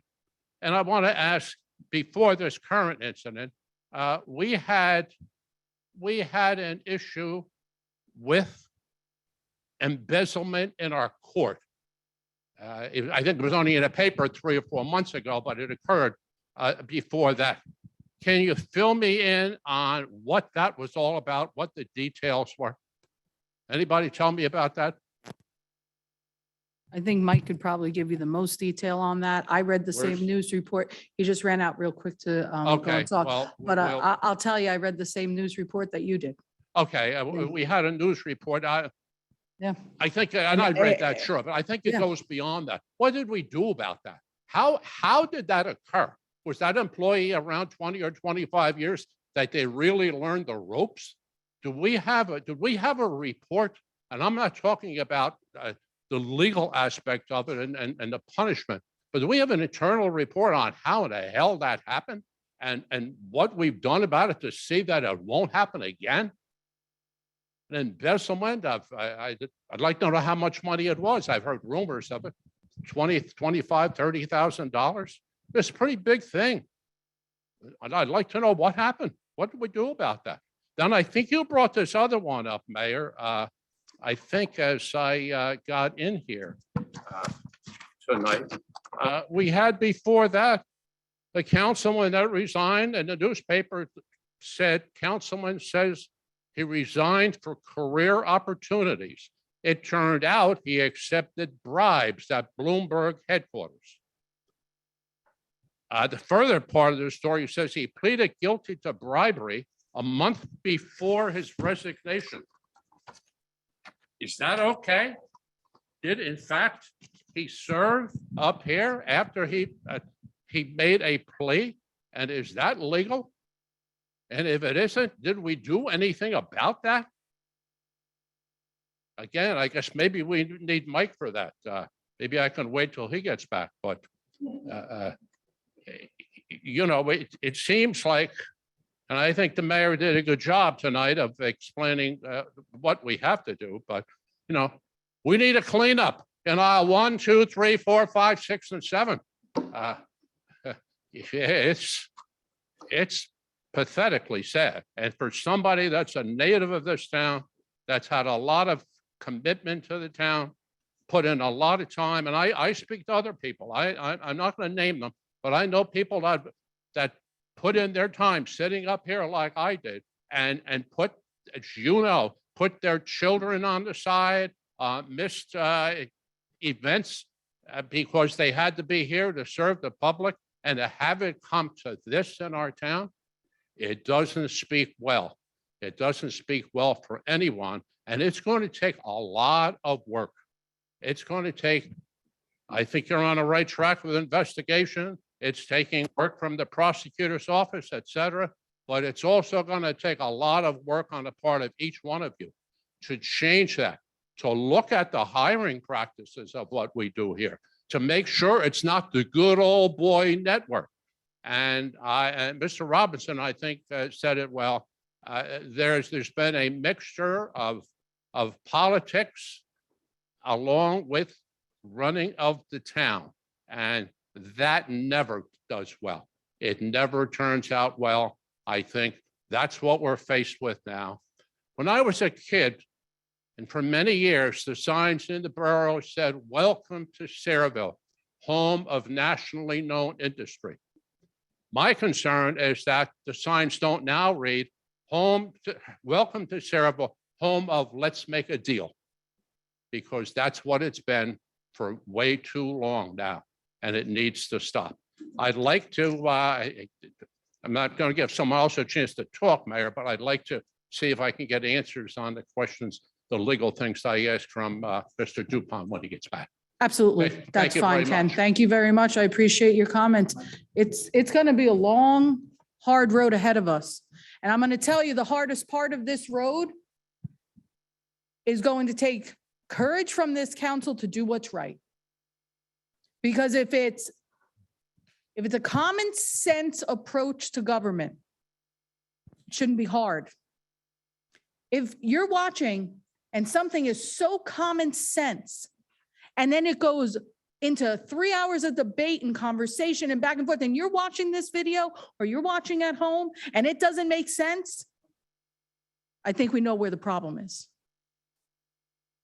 And there's been a lot of things up here on this council, including tonight, that doesn't make sense because we are far, far from dredging, draining, cleaning up on every aisle. This is like Costco. We got 30 aisles here. And you have to be strong enough to stand up as an elected official and tell those people in the background, that man behind the curtain, no. And I'm going to tell you, when you say no, oh, it gets ugly. I'll tell you right now, it gets ugly because they've come after me. The moment I said, no, who do you think you are? I'm not doing that.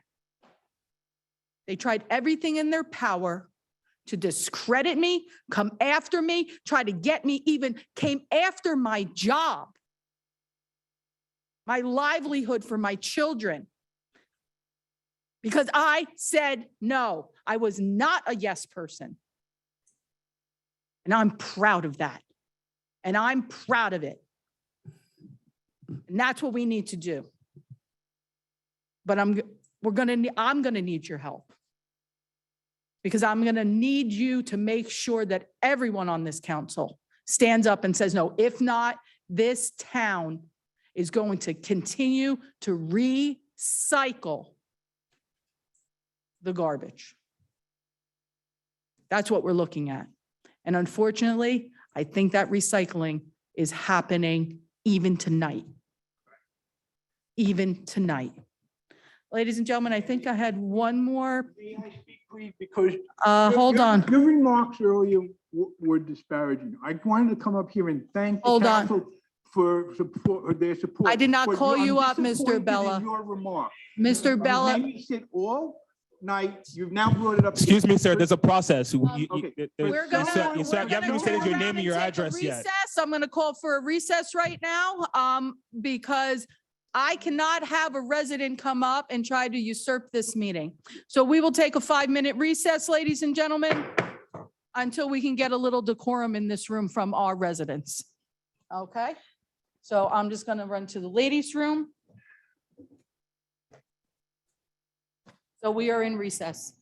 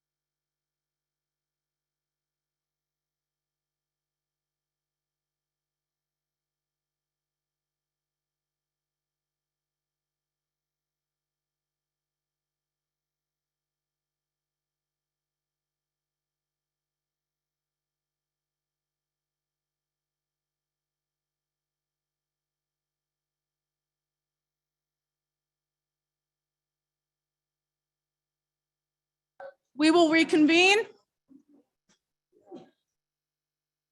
Now that we're back. Mr. Bella, you wish to speak, please come up. State your name and address for the record. Your Honor. Frank Bella, 5 Keenan Street, Carlin.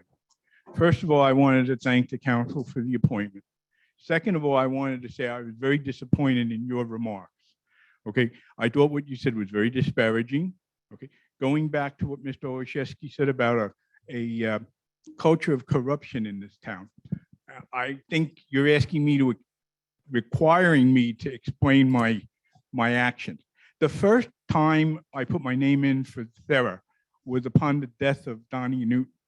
And I waited because I didn't want to chase a seat that I didn't even know was going to be appointed to until that day when I came to Borough Hall to find out that a longtime county Democrat, person with a county Democratic connection was being appointed to that position. You want to investigate, and I support your investigating the board, but also look at the county Democratic committee connection to things in Sayreville. You talk about being ostracized for trying to do the right thing. When I was elected councilman, the first vote I took to vote against the water rate increase caused me a 3-year battle with the Republican mayor who said all sorts of disparaging things against me, who primaried me to keep me from re-election, okay, who still has a state job with a Democratic governor. So he's Mr. Republican in this town. How the hell would he keep that job? But yet he cast doubts upon me. All I ever did, and people who have come to council meetings will know, I tried to look out for the taxpayer. I tried to make sure money was spent wisely. I didn't like the fact that bonding was nonstop and letting future generations pay for things. So I think your remarks about trying to tie me to Mr. Polando were really unnecessary. And I'm sorry, I apologize for my behavior before. I wanted to make those comments earlier in the evening, like 2.5 hours ago. I sat there, let everything go, but especially after your comments about you feeling ostracized for trying to do the right thing. Believe me, I can identify with that. And the only reason I'm trying to get back involved is to try and help this town. These are all non-paid positions. I know how hard it is to find people to go on boards like the Environmental Commission and the Human Relations Board. You have seats that go unfilled because nobody wants to volunteer. These aren't paid positions. I'm trying to do something for the town that I think I have some experience to help out. I agree we should have outside people come in, but I think they need to look into that connection with the county Democratic organization, because you mentioned the MCUA. The MCUA put sewage treatment plants in this town, wanted to put an incinerator in this town, subjected the residents of Melrose to smells for years. Absolutely. And the MCUA had been no friend to the people of Sayreville. Thank you very much. Thank you very much, Mr. Bella. So here's the thing. You successfully are now seated on Sarah. And I hear everything that you're saying, and now we'll be able to see the good that you want to do. You are stepping into what I consider right now a cesspool of corruption. That's my personal opinion. Okay. And the public is going to be watching very carefully every single move every single commissioner makes. So you have the knowledge, you have the experience, as you stated here. There are many things, and I agree with Mr. Robinson when it comes to fighting for that road. We know the damage that that's going to do when it comes to traffic. We know that there's never going to be a phase 2, in my opinion. And that road is not going to be built. So I'll be curious to see where you stand on that. We have what will more than likely be appeals for pilots. I will be curious to see where you stand on that opinion. And I'll be curious to see where you stand on some of the other redevelopment projects, including Fulton's Landing or whatever other name it falls under. So you have that opportunity now. Prove me wrong, Frank. Prove me wrong, because my concern is that in the last 72 hours, and I don't know you very well at all, but unfortunately, and you put some of that on the record, Republican, Democrat, Republican, Democrat, this one you were with, that one you were with.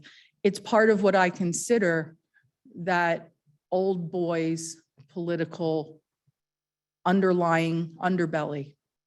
And I don't want it anymore. And I want to see, and I'm giving you my trust. You're on the board right now. The residents are giving you their trust. Do what's right. And I trust that you I will. understand your comments. I would hope, and I know you don't know me very well. I don't. Right? It's also a generational thing here. I come from a time when politics was done like Ronald Reagan and Tip O'Neill. Politics is a game of reputation and negotiation and compromise. Okay, I'm not a team player where it's our team is this and the other team is the devil. Okay, I had relationships with people on Democrat and Republican side. Appointments are not something that usually comes up until after silly season and the new election in January 1st. This all came about, unfortunately, because of the death of Donnie Newton and that first fiasco where I was passed over for somebody with strong connections to the county Democrats. Yep. Okay, now a second battle, a second bite of the apple comes up, and there are rumors of multiple resignations from Sarah, but I agree. As of Friday, when I spoke to the clerk, there was only one official, and I anticipate further resignations coming. And for you to make disparaging remarks about me without knowing me, without knowing how I voted, without knowing the 3+ years I was on council, the battle I had with a Republican mayor, because I wouldn't just say, I wouldn't listen to him when he said, I'm the mayor, you do what I said. Okay, I did what I thought was right. And I have that in my personality. And for you to make those disparaging remarks were very hurtful. Mr. Bella, this is what I will say. We saw a process here with your appointment that basically proved my suppositions of what was happening in the backfield. I turned around to make an appointment prior to the time going into executive session. And before I could even try to get the words out, council people here jumped like they just got bit in the butt by a hive of bees. And you watch that play out, and the people at home watch that play out because they didn't want my appointment to even go to a vote, even though they knew that they had the votes. Right there, I watched as the people in the audience saw what I call the fix. And that's really, I think it has probably less to do with you, Frank. And it was more to do with the process and what was working behind the scenes. I think you got caught up in it, but there's no doubt in my mind that behind the scenes, you were chosen as the Democratic boy. And when Donna Roberts actually voted in support of you over her running mate, my mind was blown. My mind was blown. And the residents Do you know why here, mine was Do blown. you know why her running mate has an application there? Because he wants to serve on the board. Because I told him there would be multiple openings and he put in. Can you talk to me more about these multiple openings? I heard, that there are another person from Sarah that has resigned. But you know what I heard, They told you but to sign up. They told you it's opening. They told you to sign up and it continues, right? so the Isn't that- goal isn't that here what we're was doing to here? get, see, now this is what I'm talking about here, people. Here we go. This is the corruption. What's corruption? No, just listen, just listen, okay? I'm hearing the same thing. I'm hearing that there's rumors of another resignation. I'm hearing that the person may have already turned in their resignation, but they turned it into the chairman of the redevelopment agency and that person is holding it. I don't know that to be true. I hear this as a rumor. I don't even know if I can only say this is the rumors that I'm hearing. This is political jockeying. Okay, so we're all sitting here waiting to find out how many seats are going to be filled and who can get who in, because we got big projects, we got big money, we got things that have to get done, and we can't put somebody in that might not continue with that belief and those thoughts and those plans. You see, that's what I'm hearing. So Well- you're hearing the same rumor that I am. Now, that's not to What I tried disparage do- you. what I tried I'd like to do know was where that get two resignation is. people, myself and Mr. Bowker, who I feel are reliable people who want to do the right thing on that board because it's such an important board and Huge. because there's such a mess there.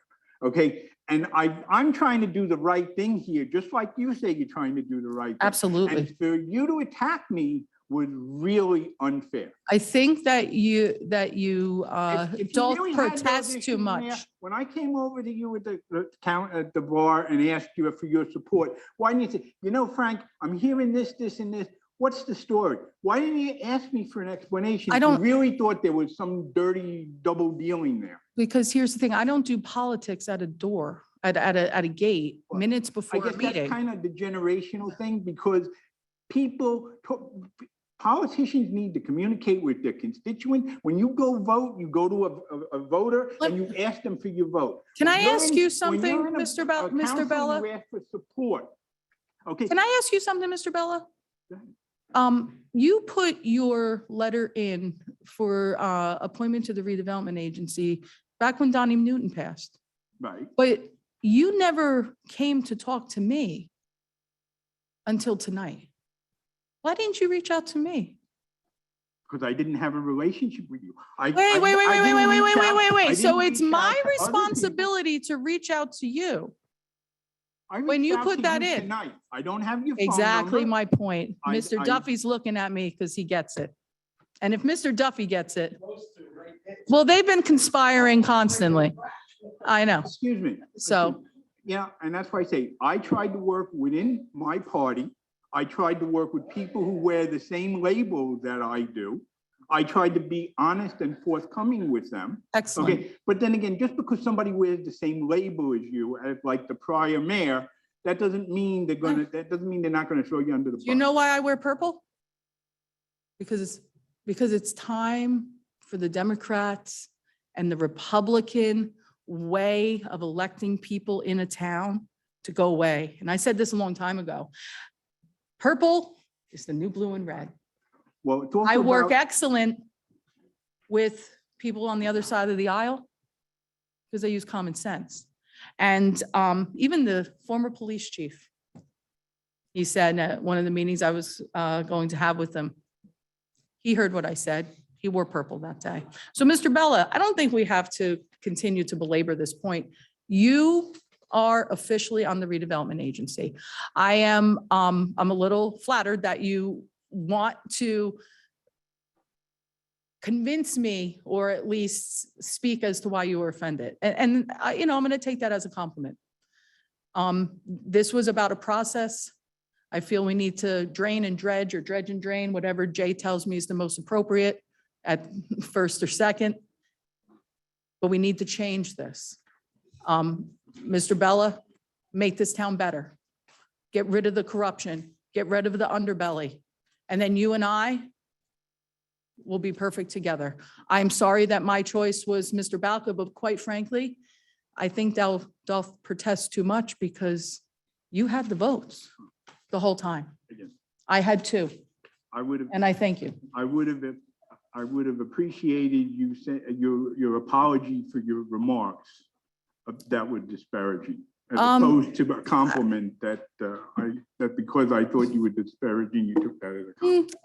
I don't think it was a disparaging comment towards you. I think it was really I think that's the circles that- generational difference of how politics. I is think you have done. the time Yeah, to thank you. prove it wrong with your efforts on Sarah. Thanks, Mr. Congratulations. Noha. Anybody else? Ms. Bacco, oh, no, I'm sorry, Ms. Bacco, the gentleman in the middle, I am so sorry, please come up. because your hand's been up a couple of times and I think you switched sides. So please come up, sir. You were so patient. Name and address, please. Sure. John Shu, 219 West Shirley Avenue, Edison, New Jersey. Just like to thank the council for passing the resolution opposing the power plant tonight. Oh, you should have come up a long time ago. I'm so sorry. Oh, no, it's Continue. quite all right. It's quite all right. It's not a problem. I've sat through many long nights of council meetings in Edison, in other towns, in Saraville as well. Yeah, so yeah, I was one of the people who helped get the resolution passed in Edison. Took us about eight months to do that. This is a very important issue to me and to a lot of my fellow residents. Just want to address some of the concerns that Councilwoman Novak had brought up. Just for the record and to for the record and also to address your concerns. Yeah, so number one thing, this energy is actually the energy generated by the new power plant, proposed power plant, is actually not needed in Middlesex County.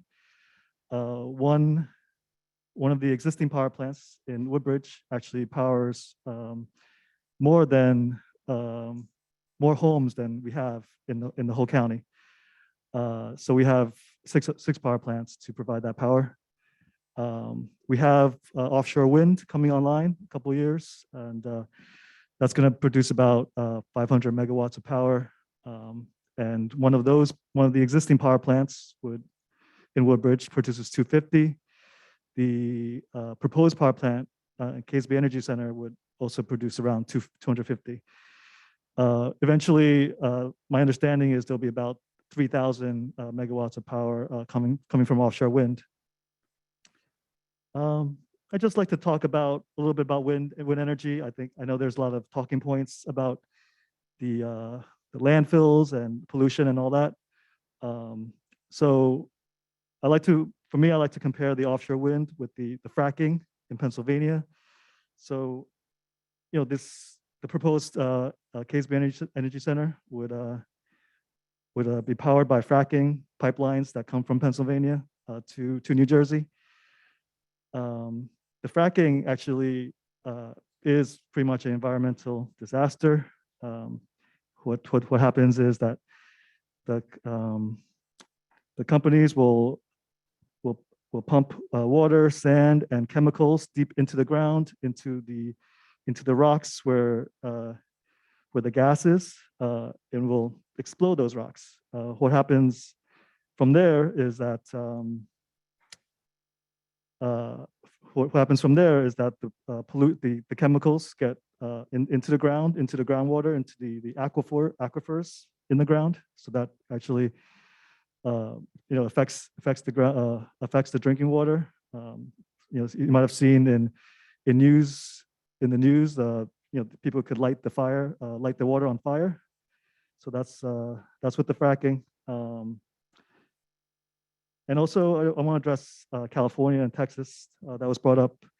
So California, people were asked to not use as much power. And it actually worked. So they didn't have the negative effects of the brownouts. So it was a very, very hot summer in California, and there was a lot of need for that additional power. But they were able to get through that issue.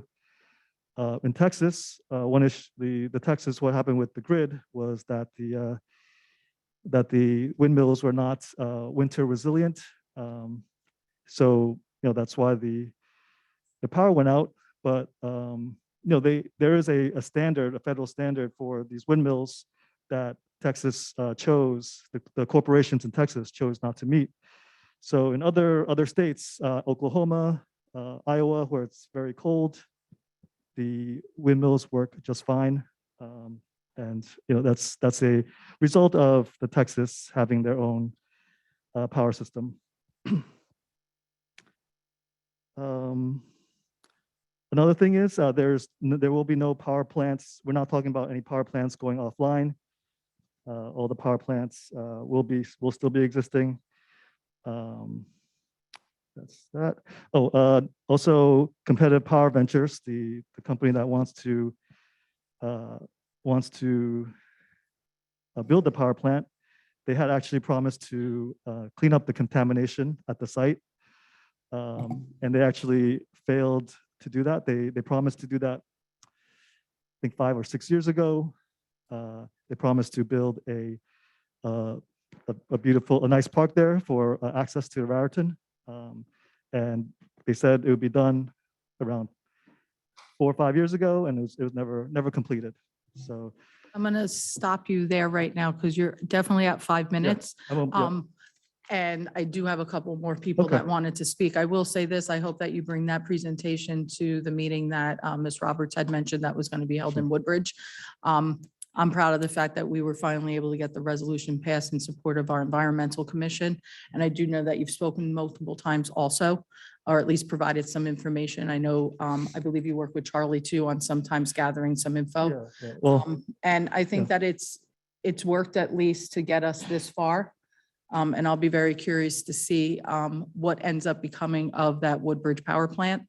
And again, I believe it's going to fall into the hands of the EPA, and I suspect that it will be put through. But I think that at least we're one of 6 towns now that did do the right thing. yes, thank you so much. Thank you very much. I appreciate that. All right, rest of the public portion. Go ahead, Phyllis, come on up.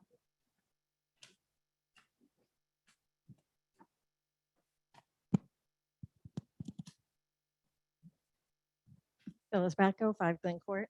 Okay. This shouldn't take 5 minutes. Okay. Should be good. This is more of a procedural question, and I actually have another question based on something that Frank Bella said. I missed the very beginning of the meeting, so just to clarify, based on what your conversation with Mr. Bella, you made a nomination to appoint Dan Balco, but you did not make the nomination. Oh, I for made, Frank Bella. I did not make the nomination for Frank So someone Bella. else did. I actually, I made my opinion for appointment for Mr. Dan Balca. It was actually, the motion was made by Councilman Anoha. It was seconded by Councilman June 4th, which brought it to a vote. And that vote was not successful for Mr. Balca. It's always been my understanding from the time that I sat there and from all the meetings that I've gone to, that all appointments are made by the mayor with the advice and consent of the council. Okay, unless the 30 days have expired. Okay, it's my understanding that this appointment was Tom Palando's resignation. Yes, it was. So it has not been 30 days. So how does anyone else get to make an appointment? Yeah, the appointment is not the mayor's appointment under the state statute. It's not the, under the state statute in particular, the form of our redevelopment agency it's the governing body's appointment, not the mayor's appointment. And thus you had a suggestion that was first and seconded by Mr. Noha and Eunice. That appointment did not prevail. Okay, so is that the case in the whole state then? You say it's a state statute? This is the state statute, correct? So every town operates like that for their redevelopment agency? The redevelopment agency has a specific statute, correct? But every redevelopment agency in every town has to operate under this State same statute, correct? statute. Is the correct. redevelopment agency the only agency that operates like this? In this particular borough? Yeah. There, well, it has its own ordinance, correct? There is a state statute directly on point with respect to the redevelopment agency. And the redevelopment agency is the only one that has a state statute governing it. The redevelopment agency has a state statute Right, and a but is borough that the ordinance. only one? Everyone else is There- governed by the- ordinance? No, there's, no. The state statute covers all of the redevelopment agencies in the state. I'm only talking about the borough of Saraville. Yep, that's the one that So governs. is the redevelopment agency in the borough of Saraville the only agency that is governed by this statute? The state And all statute, the other agencies are that's governed by correct. ordinance? That's No. the state, well, no, she's asking though, is a state ordinance, what you're a state statute governing the redevelopment agency, and it's accurate. Yes, It and that's is, correct. And the Correct. state statute governs everyone's redevelopment agency in the Correct. state of New Jersey. correct. But only, now my question only involves the borough of Saraville. since the redevelopment agency is governed by state statute, is there any other organization, appointment, any other board that is governed by state statute, or do all the other ones fall under? Well, no, you borough know what? I ordinance? believe that There are there's a few there's few other states. For example, I think the Shade Tree Commission is by state statute. Their And how does that environmental, appointment work? How does that statute read? they're it's mayoral. I don't have the state statute in front of me, but right, the Environmental Commission. Right, so there, So those, all right. But those are mayoral appointments. Is there any other state statute that switches it to the council other than the environmental agency? you know, off the top of my head, I don't have the state statutes in front of me regarding, but there are a few committees that are governed by the state statute That give the council the power over the mayor? that govern those particular committees. I'm not talking about a particular appointment. I'm talking about I'm this. only talking about appointments. That's I'm all only- I'm telling you, The original question was only about appointments. Well, no, I'm telling you that the So the redevelop, state statute for Sarah says the appointments are made by the governing body, not by Correct. the mayor. That's Right. how we established the very Correct. beginning of my question. correct. Okay. The planning board, the environmental commission, the Planning- shade tree it's- commission are it's- governed by statute that make the appointment to The mayor. mayor, correct. To clarify my question, is there another board or commission in the borough of Saraville that is governed by statute that moves the power other than the redevelopment agency to the council?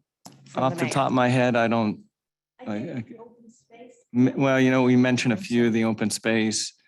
I'm sorry, what? Oh, to only the redevelopment agency. As far as I Right, know, it's it's the but she's not only asking one. that. She's asking whether there are any other state statutes that allow.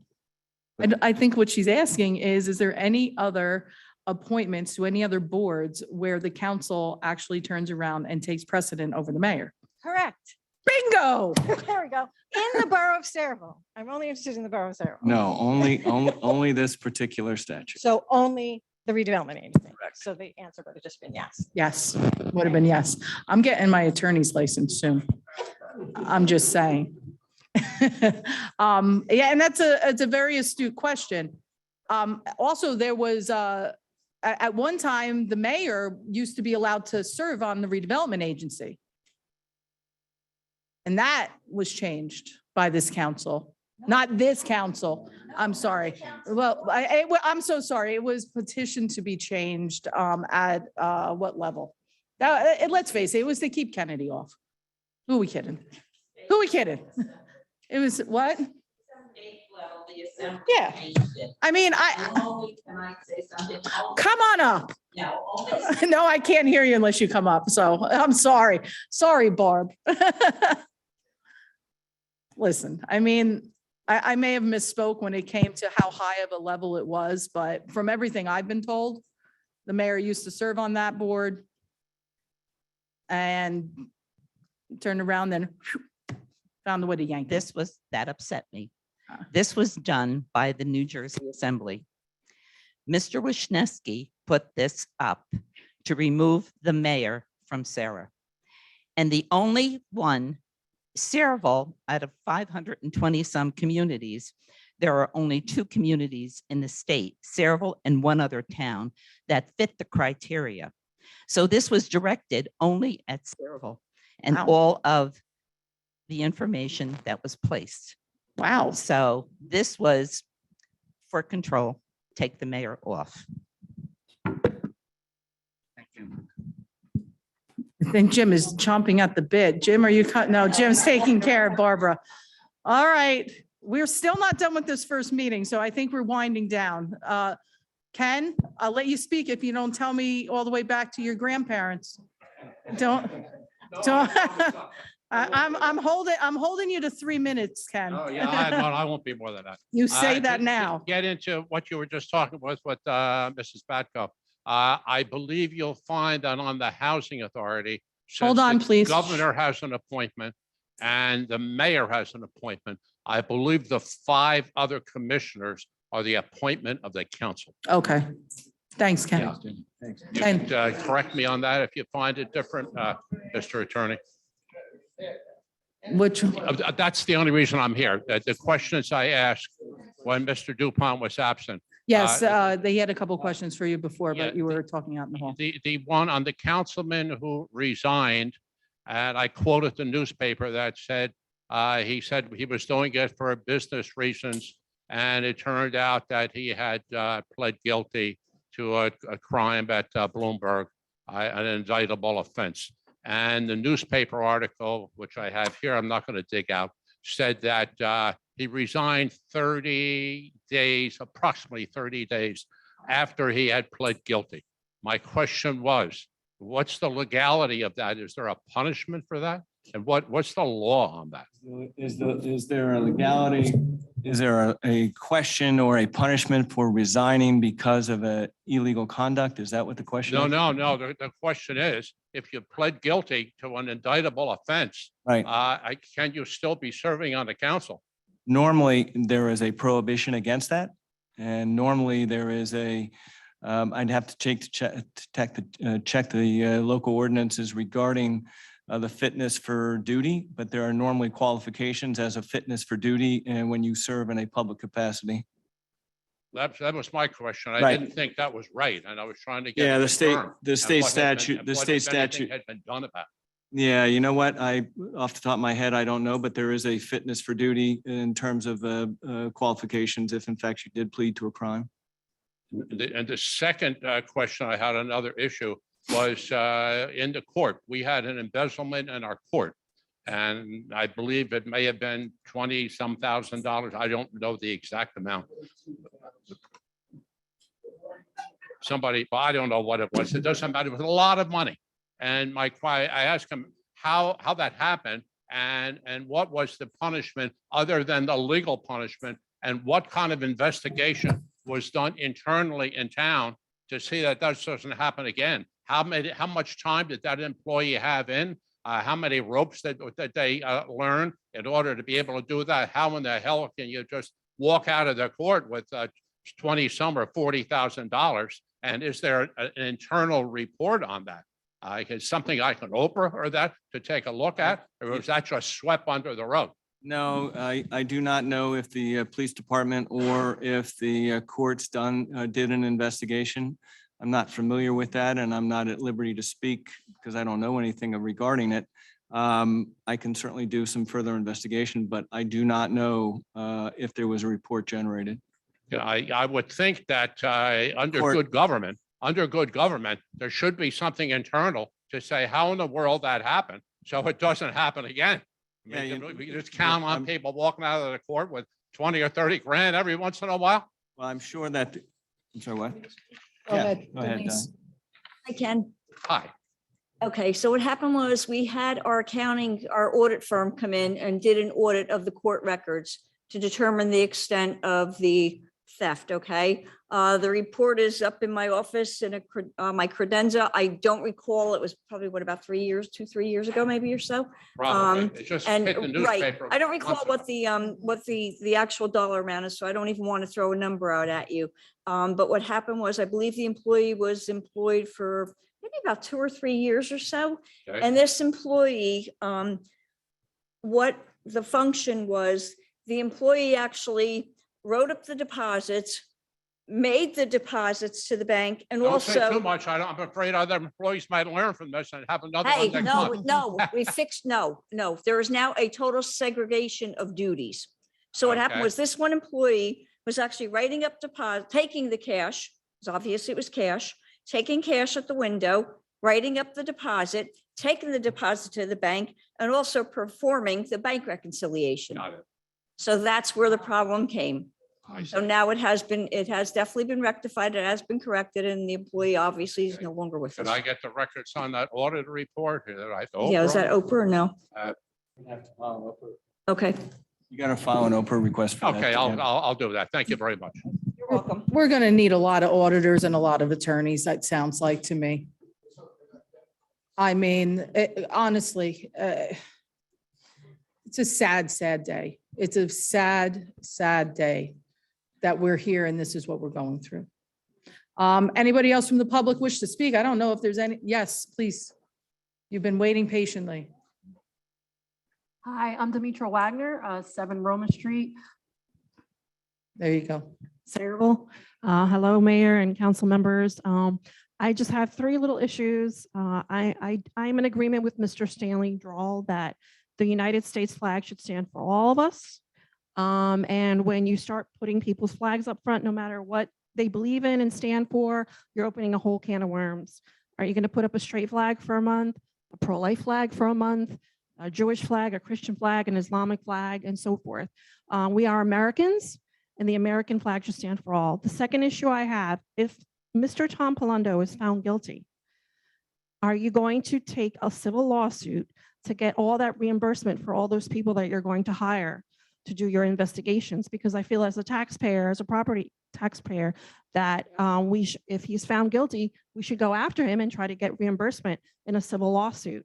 And also, I would like to know if, I don't know if this is a zoning issue or a council issue, the Club 35, are they going to be allowed to reopen, or are they going to be shut down completely? I know that they are closed down temporarily. Because, human trafficking, that's a big I don't- issue. Some of your questions I obviously can't answer because I really don't know. That's on ongoing investigation outside of our hands. As far as recouping money in the event that, he's found guilty, like I said, we're gonna be having a lot of conversations We'll on make this sure that council. All remedies are available and Yeah. pursued by the borough without Yeah. question. Yeah. All right, thank you, and God bless you. Thank you very much. All right, ladies and gentlemen, I think that takes care of all those that wish to speak at this time. So I'm going to ask for a motion to close the public portion. Do we have anything else on the agenda? Hold on. I'd like to make a motion to close the public portion. Second. And a motion to adjourn. All in favor for that closing of the public? Motion to adjourn. Motion to adjourn? All in favor? All right, I know that I already stopped at the little girls' room. If anybody else needs a break right now, we have a whole nother meeting to continue to go through. Wow, we need those power bars. Anybody need a minute or two? Minute or two? We have power bars? Literally, let's keep it to 11:25.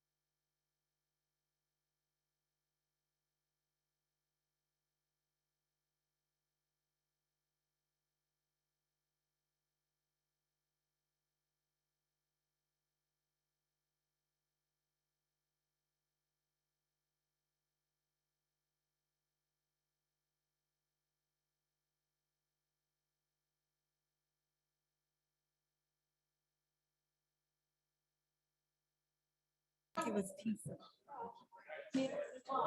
don't think we could take free things though. No, their business is in our town. All right, ladies and gentlemen, because we want to get home eventually, let's all please stand for a salute to our flag. Oh, gosh. We have just about everybody here. Ladies and gentlemen, I'll ask for everyone to please stand for a pledge to our flag. I pledge allegiance to the flag of the United States of America and to the republic for which it stands, one nation, under God, indivisible, with liberty and justice for all. Ladies and gentlemen, once again, I'll ask for a statement of publication. Jessica, may I sit?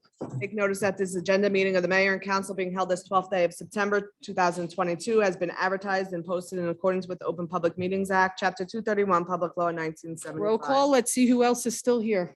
Councilpersons Conti, Here. June 4, Here. Mar, Here. Novak, Anoha, Roberts, I think she's just stepped out for a moment. And all right, old business. Any questions on our ordinances? Wonderful. Let's move right on down to communication and committee reports. We're going to start with, hold on, who's number 2 on admin and finance? Let's take a look. Admin and finance. Michelle, you want to take care of admin and finance while Councilwoman Novak is out? Sure. Let's see, what am I reading? Minutes department, you have it up there on the agenda session. The old business? Underneath committee, communication and committee reports. Oh, okay. For yeah. The old business? No questions on that. Old business was just what was on the agenda in the first meeting. Okay, so no committee or departmental reports, application for person-to-person transfer of PRCL 1219-33-052-008 from Bailey's Tavern to Karen Bailey Ebert. So for this one, we are looking for, it says all reports and paperwork have been filed. We need a resolution for this. Okay, prepared for next meeting. Any objections to that from the council? Okay, so since we need an approval, do we need a yay vote on that? No? Okay, so we'll have that drafted for next meeting. Thank you very much, Jess. Anything else? So Councilman Novak, Michelle was just taking care of your first mode of business there for the transfer for the person to person. Do you have under your committee report? Yeah, any committee reports? Just that I'm still working with Denise on last few things that were on the Capitol. I'm going to be honest, we're trying to see what we can put off until next year because we've had a lot of additional expenses. I talked to a couple of department heads today and I got a few things that they feel can't wait but most things they feel can wait. So that's the last of the Capitol that I'm working on with her. And other than that, progress made. Wonderful. Thank you very much. Planning and zoning, Councilman Anoha, please. Thank you, Mayor. Following minutes from the planning board meeting on July 20th, 2022. Second. Thank you. And to see if they file the notice of public hearing.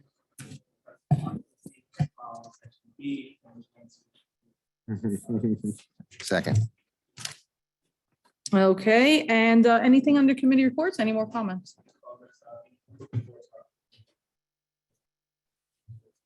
Thank you very much. Public safety, Councilwoman June 4th, please. Thank you. I move the following minutes / reports to be received and filed from the Board of Health as of June 2nd, 2022. Is there a second for that? Second. Thank you. Thank you. And I'm also requesting that the Saraville fire truck to attend the Firemen's Convention in Wildwood, New Jersey, September 15th through the 18th. I need an approval from that. Any objection from the council? No, we do this every year, so we're good. Anything else under committee reports? Committee reports, so far I've received some reports from Board of Health. I haven't received any reports from PD. I haven't received reports just yet from EMS, but I believe that they're all doing well. And I look forward to seeing the reports with our new interim. Wonderful. Thank you very much, Councilwoman. Public Works, Councilman Conti. Thank you. I move the following minutes and reports be received and filed. The shade tree minutes of August 18th, 2022. Is there a second? Second. Thank you. And he was here, but he bailed out, I'm sure, a couple of hours ago. Wanted to know if Well, we would. since he bailed, we're So- gonna have to pull this. It's not accepted. There we go. So I want to report the notice of retirement received from Joe McCoy in the Department of Public Works effective 12/1/22. Second. How many years now is Joe with us? 35. You see what happens? You marry them and they leave. I had the pleasure of actually performing Joe's wedding to a beautiful, lovely woman named June. And I knew this was going to happen. Like I said, I married him and then he flies the coop. But I will say, and he'll tell you this too, his wife has been really working him in the yard a lot. Every other day, he's got yard work to do. So I guess he can't, he finally said, I can't do both. So I know it's not until December, but boy, am I going to miss him. Yeah, I'm going to miss him. I'm sure he'll still be around. Yeah. Just a couple of things. I want to thank Kirk Mick for running through an excellent presentation on code enforcement and permit fees coming into the office and how he's really doing a bang up job with that revenue coming in and handling all the permits that come his way. So just wanted to thank him for that. DPW as well, George. He didn't get a chance to present, but I know he did some extensive research with Carteret into their speed humps and when they worked, when they don't work, what the deal is with that. And I know it went into it was a factor in the conversation with Sergeant Braille as well. And I think that's why the alternative was suggested as far as the signs, the signage, the flashing yellows, the flashing speed limit signs as well. So just want to appreciate him for doing some research, contribute to the conversation. And I do want to thank Phil Quigley and his guys. They finally got that slide installed over by Sullivan School in that park right there. I know there was red tape that they had to go through and he was on it, but it took forever. And they finally got it installed and the kids are there and they love it. And it's nice. And it's safe. Just wanted to thank them for that. And that's it. Anything else? Wonderful. Water and sewer and environmental, Councilwoman Roberts. This one's a small one. No, I have no minutes or reports, and most of the issues that were on my list were covered by the public coming up to speak about it. One thing though, we have, I was asked to mention that we have some elections coming up. We need poll workers. So if anyone knows of anything, we have a special one coming up. Hopefully that's And the something. rate went up. It's $300 a day now, I believe. Yeah. And is that accurate? We still need them? Okay. Not for, we're good for the special now? Regular. Just- Okay, just keep it in mind for the future. And I ran into my cousins in town the other day and they watch us. So everyone say hi to Connie and Albert. And I think I've had enough today, so thank you. Very good. Recreation, Council President Marr. Okay, this is the fun part for me because this is where I'm proud of what I do in my community. First, we had the 9/11 memorial yesterday. Thank you, Phil Quigley. Most of us were in attendance. It's always a wonderful event and Phil did such a nice job with the grounds. We talked about nominating people for boards tonight. I'd like to also start enforcing attendance at these boards. Many times we nominate people and then they do not show. So I think that's an issue that we should start addressing, especially since people are very passionate about getting on them. The mosque is welcomed in our community, but it has to be done the right way. I don't think anyone up here told them to do anything other than the right thing. And we have to ensure that it's done the right way through the right process. I learned about the complaint today online. I always try to respond to our residents online. I reached out to Kirk. I reached out to our police chief. I had answers. I knew that we had violations in place and that we were awaiting a court date. And I was happy to see Teresa here tonight at the meeting. And I urge also our residents, if they see anything, to please report it immediately so that it can be addressed. I'd like to bring up addressing zoning requirements for vape shops. Lately, 2 have popped up within a mile of each other. I think that's an issue. We can talk to our planner about it. I don't think we want any more vape shops in our town. Vape, I'd rather bait. I'm okay with the bait. vape, VAPE. So where can we go with that?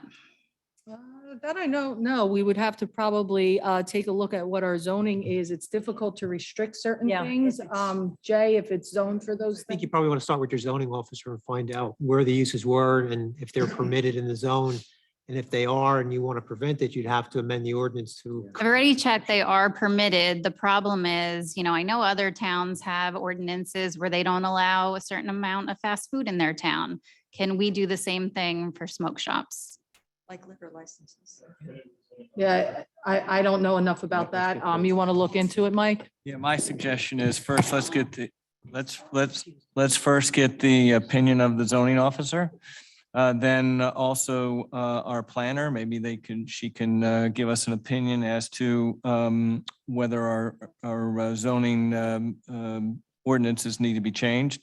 So I know that you can direct either Denise or myself, probably Denise, to speak to the zoning officer and give an opinion, and we could send that opinion to the planner. One of my concerns is with those vape shops, they're popping up like literally within, feet, yards of our schools. So that is very problematic. And I know in the schools itself, it's a very big issue. Vaping with our young people is a major, major problem.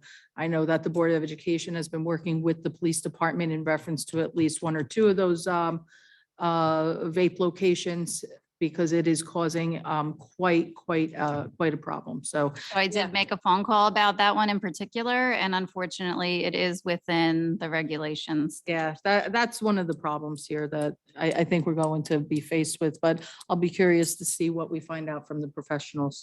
Anything else, Council President? Yes, of course. Another initiative that I started over my term here is Soup Kitchen 411, and it's returned. It's in place to help our residents and to help our restaurants when COVID hit everyone.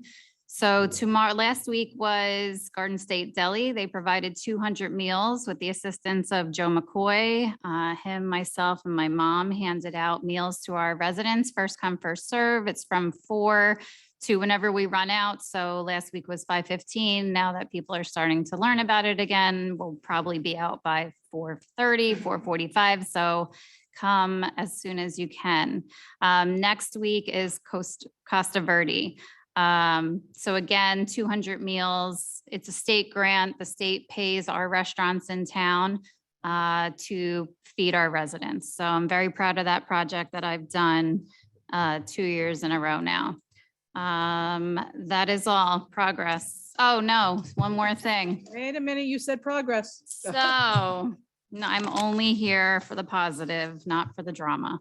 So one letter that we received was for a resident who lived on MacArthur, and unfortunately Hurricane Sandy wiped out the house. The houses were raised as part of the Blue Acres program. He reached out to Art Rittenhouse, who I don't think is here anymore unless he's behind the podium. He said that, the cleanup on MacArthur needs to be addressed, and I agree. We've had such great success with the community garden that I was hoping that we could maybe even extend it down the road to alleviate some of this debris that is mentioned in this letter. If anybody else has any other ideas, I think that's something that, we could revive this area with good. Sounds good. Everybody start brainstorming. Anything else? That's it, progress. All right, mayor's report, progress. Moving on. Denise Biancamano's debut as her business administrator. You're on. Authorization to execute a multi-party traffic signal agreement with the County of Middlesex, Township of Old Bridge, and Parliament Section 1 Urban Renewal LLC for the intersection of Bordentown Avenue and Cheesequake Road. Authorization to call for a certified list for captains and lieutenants from the Department of Personnel, appointing Dominic Castlegrant, acting captain in the Police Department effective September 13th, 2022. Authorization to increase the off-duty rate for the police officers to $85 for all assignments. Authorization to. When it comes to that $85 increase, just so people are aware, that is not money that we are going to be shelling out, right? This No, is no, that's a because wash. this is going to be washing because this is going to be coming from the third parties. Correct. Okay, thank you. Authorization to purchase one 2022 Police Interceptor from Laurel Ford of Winder, PA through a non-fair and open process in an amount not to exceed $40,200. Authorization to purchase one loader bucket attachment from Jesco Inc. through ESCN contract 18/19-25 in an amount not to exceed $27,100. Authorization to purchase one-arm cutter from Store Tractor through Sourcewell contracts 110719-CNH and 070821-AGI in an amount not to exceed $164,386.02. Before you go on, I was under the impression that on here was going to be an authorization to have Danielle go out to bid for pickup trucks because the contract that we usually work under do not have trucks. They don't anticipate they're going to have trucks for a year and a half. And there's a couple of local places that are holding trucks for us for 10 days. If she give her permission to go out to bid for them. Because we're 4 trucks down short for the winter for plowing. And we'll never get them under the normal contract. So I thought it was going to be on here tonight. We didn't, but if council's okay with verbally, then we will. Please. So. We need to do a reso at the next meeting. Okay. Yeah. Authorize us to go with it now, or we'll lose these trucks and then it won't. Does anybody have an objection with her authorizing to go out? Yeah, was this all covered within our bonding ordinances when it came to our? Yeah, all right, so let's just have a little discussion here and make sure that we're okay with this. So the two vehicle, the loader bucket and the one-arm cutter, now this was part of our. Those are fine. Those are, when you say those are fine, those are coming out of what we appropriated under our budget for this year. Under our, under the bond ordinance. Under the bond Yes, ordinance. which we adopted a while ago. Which we adopted a while ago. So they're taken care of, they're covered. Now we're looking at 4 pickups and we're looking to turn around and authorize our